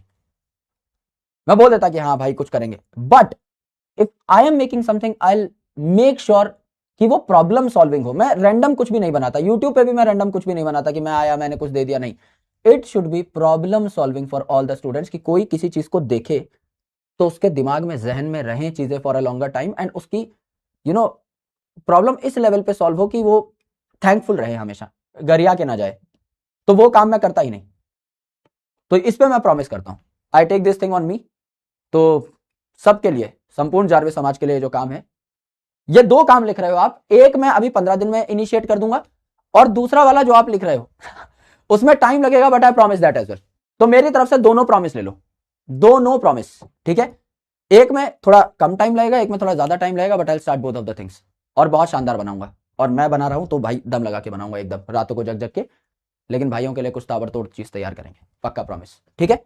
आ जाओ भाई, क्वेश्चन पे आ जाओ, आई होप आपने बातें लिख ली होंगी, ठीक है ठीक है। कौन सा फंगस है जो यूनिसेलुलर है? कवि कहते हैं कि फंगस फिलामेंटस होते हैं, with exception of which is unicellular, यानी अधिकतर फंगस फिलामेंटस हैं, यूनिसेलुलर कौन है ये बताइए। करेक्ट, जो आप लिख रहे हो जाएगा, पक्का पक्का प्रॉमिस, भाई की तरफ से प्रॉमिस। यस यस, आई। तो उत्तर क्या हो जाएगा भैया? ईस्ट हो जाएगा। सैक्रोमाइसिस एक्सेप्शनल है, एक्सेप्शनल है, एक्सेप्शनल है, यूनिसेलुलर है। उत्तर मिस्टर सुत्ती हो जाएगा, 93% लोगों ने कर दिया है। अगला और भी आसान है, जल्दी जल्दी मार्क करके, क्योंकि आज बेसिक कॉन्सेप्ट्स पढ़े हमने और वो भी पूरे नहीं पढ़े। हमने कहा fungal cell wall is composed of, fungal cell wall किसकी बनी है? काइटिन एंड पॉलीसेकेराइड की बनी है। काइटिन खुद में ही मॉडिफाइड पॉलीसेकेराइड है, सेल्यूलोज की होती है आपकी प्लांट के अंदर। लिग्निन और सुबरिन आपको पढ़ाया जाएगा एनाटॉमी ऑफ फ्लावरिंग प्लांट के अंदर। यहां पर chitin and polysaccharide, mister B becomes the right answer. Yes गुरुजी। आईफोन चाहिए मेरे पे, खुद नहीं है, मैं सैमसंग का फोन यूज कर रहा हूं भाई, वो पैरेट ग्रीन कलर का, तोतिया कलर का। तुमको मैं आईफोन दिला दूं, है ना?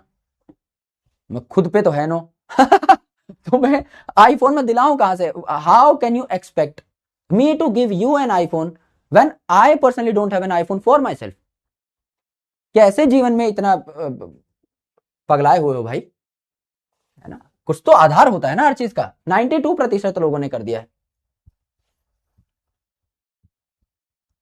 भाई। मजेदार सवाल है, आ जाओ देख लो भाई, जल्दी हो जाएगा। चूज द करेक्ट स्टेटमेंट, सही बातें बता दो ना। Fungus prefer to grow in warm and humid places, हर जगह पाया जाता है, पर प्रेफरेंस क्या है? वार्म एंड ह्यूमिड प्लेसेस, गर्म एंड ह्यूमिड प्लेसेस, चाहे मॉइस्ट लिख दो चाहे डैम्प लिख दो, सही बात है सर, अच्छी बात है। टोडस्टूल बैक्टीरिया है, टोडस्टूल गुरुजी अमेनिटा वगैरह आपका फंगस में आते हैं, ये दिख रहे थे आपके मशरूम जैसे। Yeast are use to make bread and beer, yeast से ब्रेड एंड बियर दोनों बन सकते हैं, यही बेकर ईस्ट है, यही ब्रीवर ईस्ट है। फंगस आर क्लोरोफिलस ऑर्गेनिज्म, नहीं भैया क्लोरोफिल नहीं है इनमें, वरना ये खुद का खाना खुद बना लेते। करेक्ट बातें कौन सी हो जाएंगी? एसी चला देंगे, एसी चला देंगे गुरुजी। उत्तर मिस्टर चाचा, वास्ते गुना हुई चाचा is the right option. Yes yes yes. Chocolate चलेगा, चॉकलेट दे सकते हैं मिलके, कोई दिक्कत नहीं है, चॉकलेट वॉकलेट तक रहो तुम, है ना? चॉकलेट तक ठीक है। ये जो एक बच्चे को तो अलग से पकड़ के धोऊंगा मैं निकालूंगा भाई कहां से है ये चैट सेक्शन में से। एक ने डिफेंडर लिख दिया,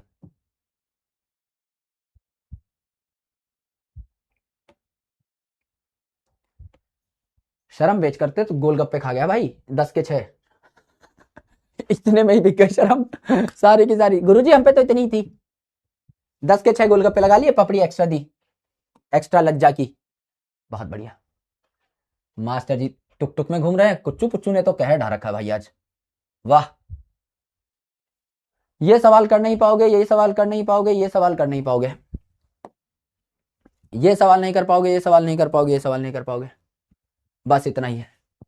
कुच्चू पुच्चू ने टॉप ना कर दिया हो लग रहा है। तनिष कुमार आर्या, दाल तड़का, SA का नाम बताइए, Helix Christa, Nimrat Kaur, Ashish, doctor, Bhavishya, Meet and Priyanka are in top ranks. सभी को बहुत बहुत शुभकामनाएं, सभी अच्छे से रक्षाबंधन मनाएं। यस यस गुरुजी, बात समझ में आ गई है। यस यहां तक मेरे सारे भाइयों को क्लैरिटी आई? अगले कुछ लेक्चर्स रुला देंगे भाई तुम्हें अगर तुम अटेंटिव नहीं हो तो। क्यों? क्योंकि थ्योरेटिकल है। जैसे फंगस इज क्रिटिकली थ्योरेटिकल। अब जो क्लासिफिकेशन पढ़ोगे I will make it supremely interesting, मैं वादा कर रहा हूं। लेकिन भाई एंड तक रुकना पड़ेगा हर चीज में। याद ऐसा हो जाएगा, समझ में ऐसा आ जाएगा कि जिंदगी भर के लिए टिक जाएगा भेजे में। That is my responsibility, I take this on me. But you need to come to the classes at a regular pace, एकदम अच्छे तरीके से, तब काम चलेगा। ठीक है, आ जाओ भैया, इतनी बातें ठीक हैं। कक्षा का वक्त हो चुका है। फ्रेंडशिप चाहिए आपकी, फ्रेंडशिप तो है ही दोस्त, उसमें तो कुछ बोलना ही नहीं है, वो तो पहले ही हो चुकी थी डे 1 पे, है ना। दोस्ती का हाथ तो हम बढ़ा चुके हैं। अब तो तुम गले पड़ चुके हो, अब तुम्हें कोई कंफर्मेशन थोड़ी चाहिए इस चीज की। मेरे भाई बहुत कम चुनिंदा ऐसे बालक होंगे जिनको नहीं पता कि मैं उनका दोस्त हूं। तो अगर तुम्हें नहीं पता है तो तुम जान लो इस बात को, है ना, कि मैं आपका मित्र हैं, हूं, रहूंगे। Yes yes. भाभी चाहिए गिफ्ट में। अरे भारी गिफ्ट मांग लिया यार, नहीं ये नहीं हो पाएगा, है ना, ये नहीं हो पाएगा दोस्त।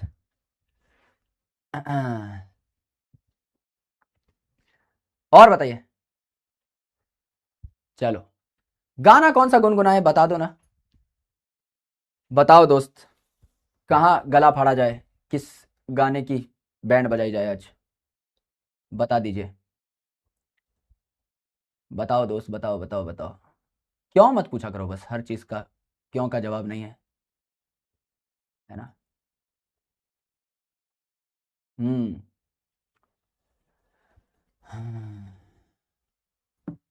क्या गाया जाए दोस्त, तुम्हारी डिमांडें डेली डेली बढ़ती जा रही हैं।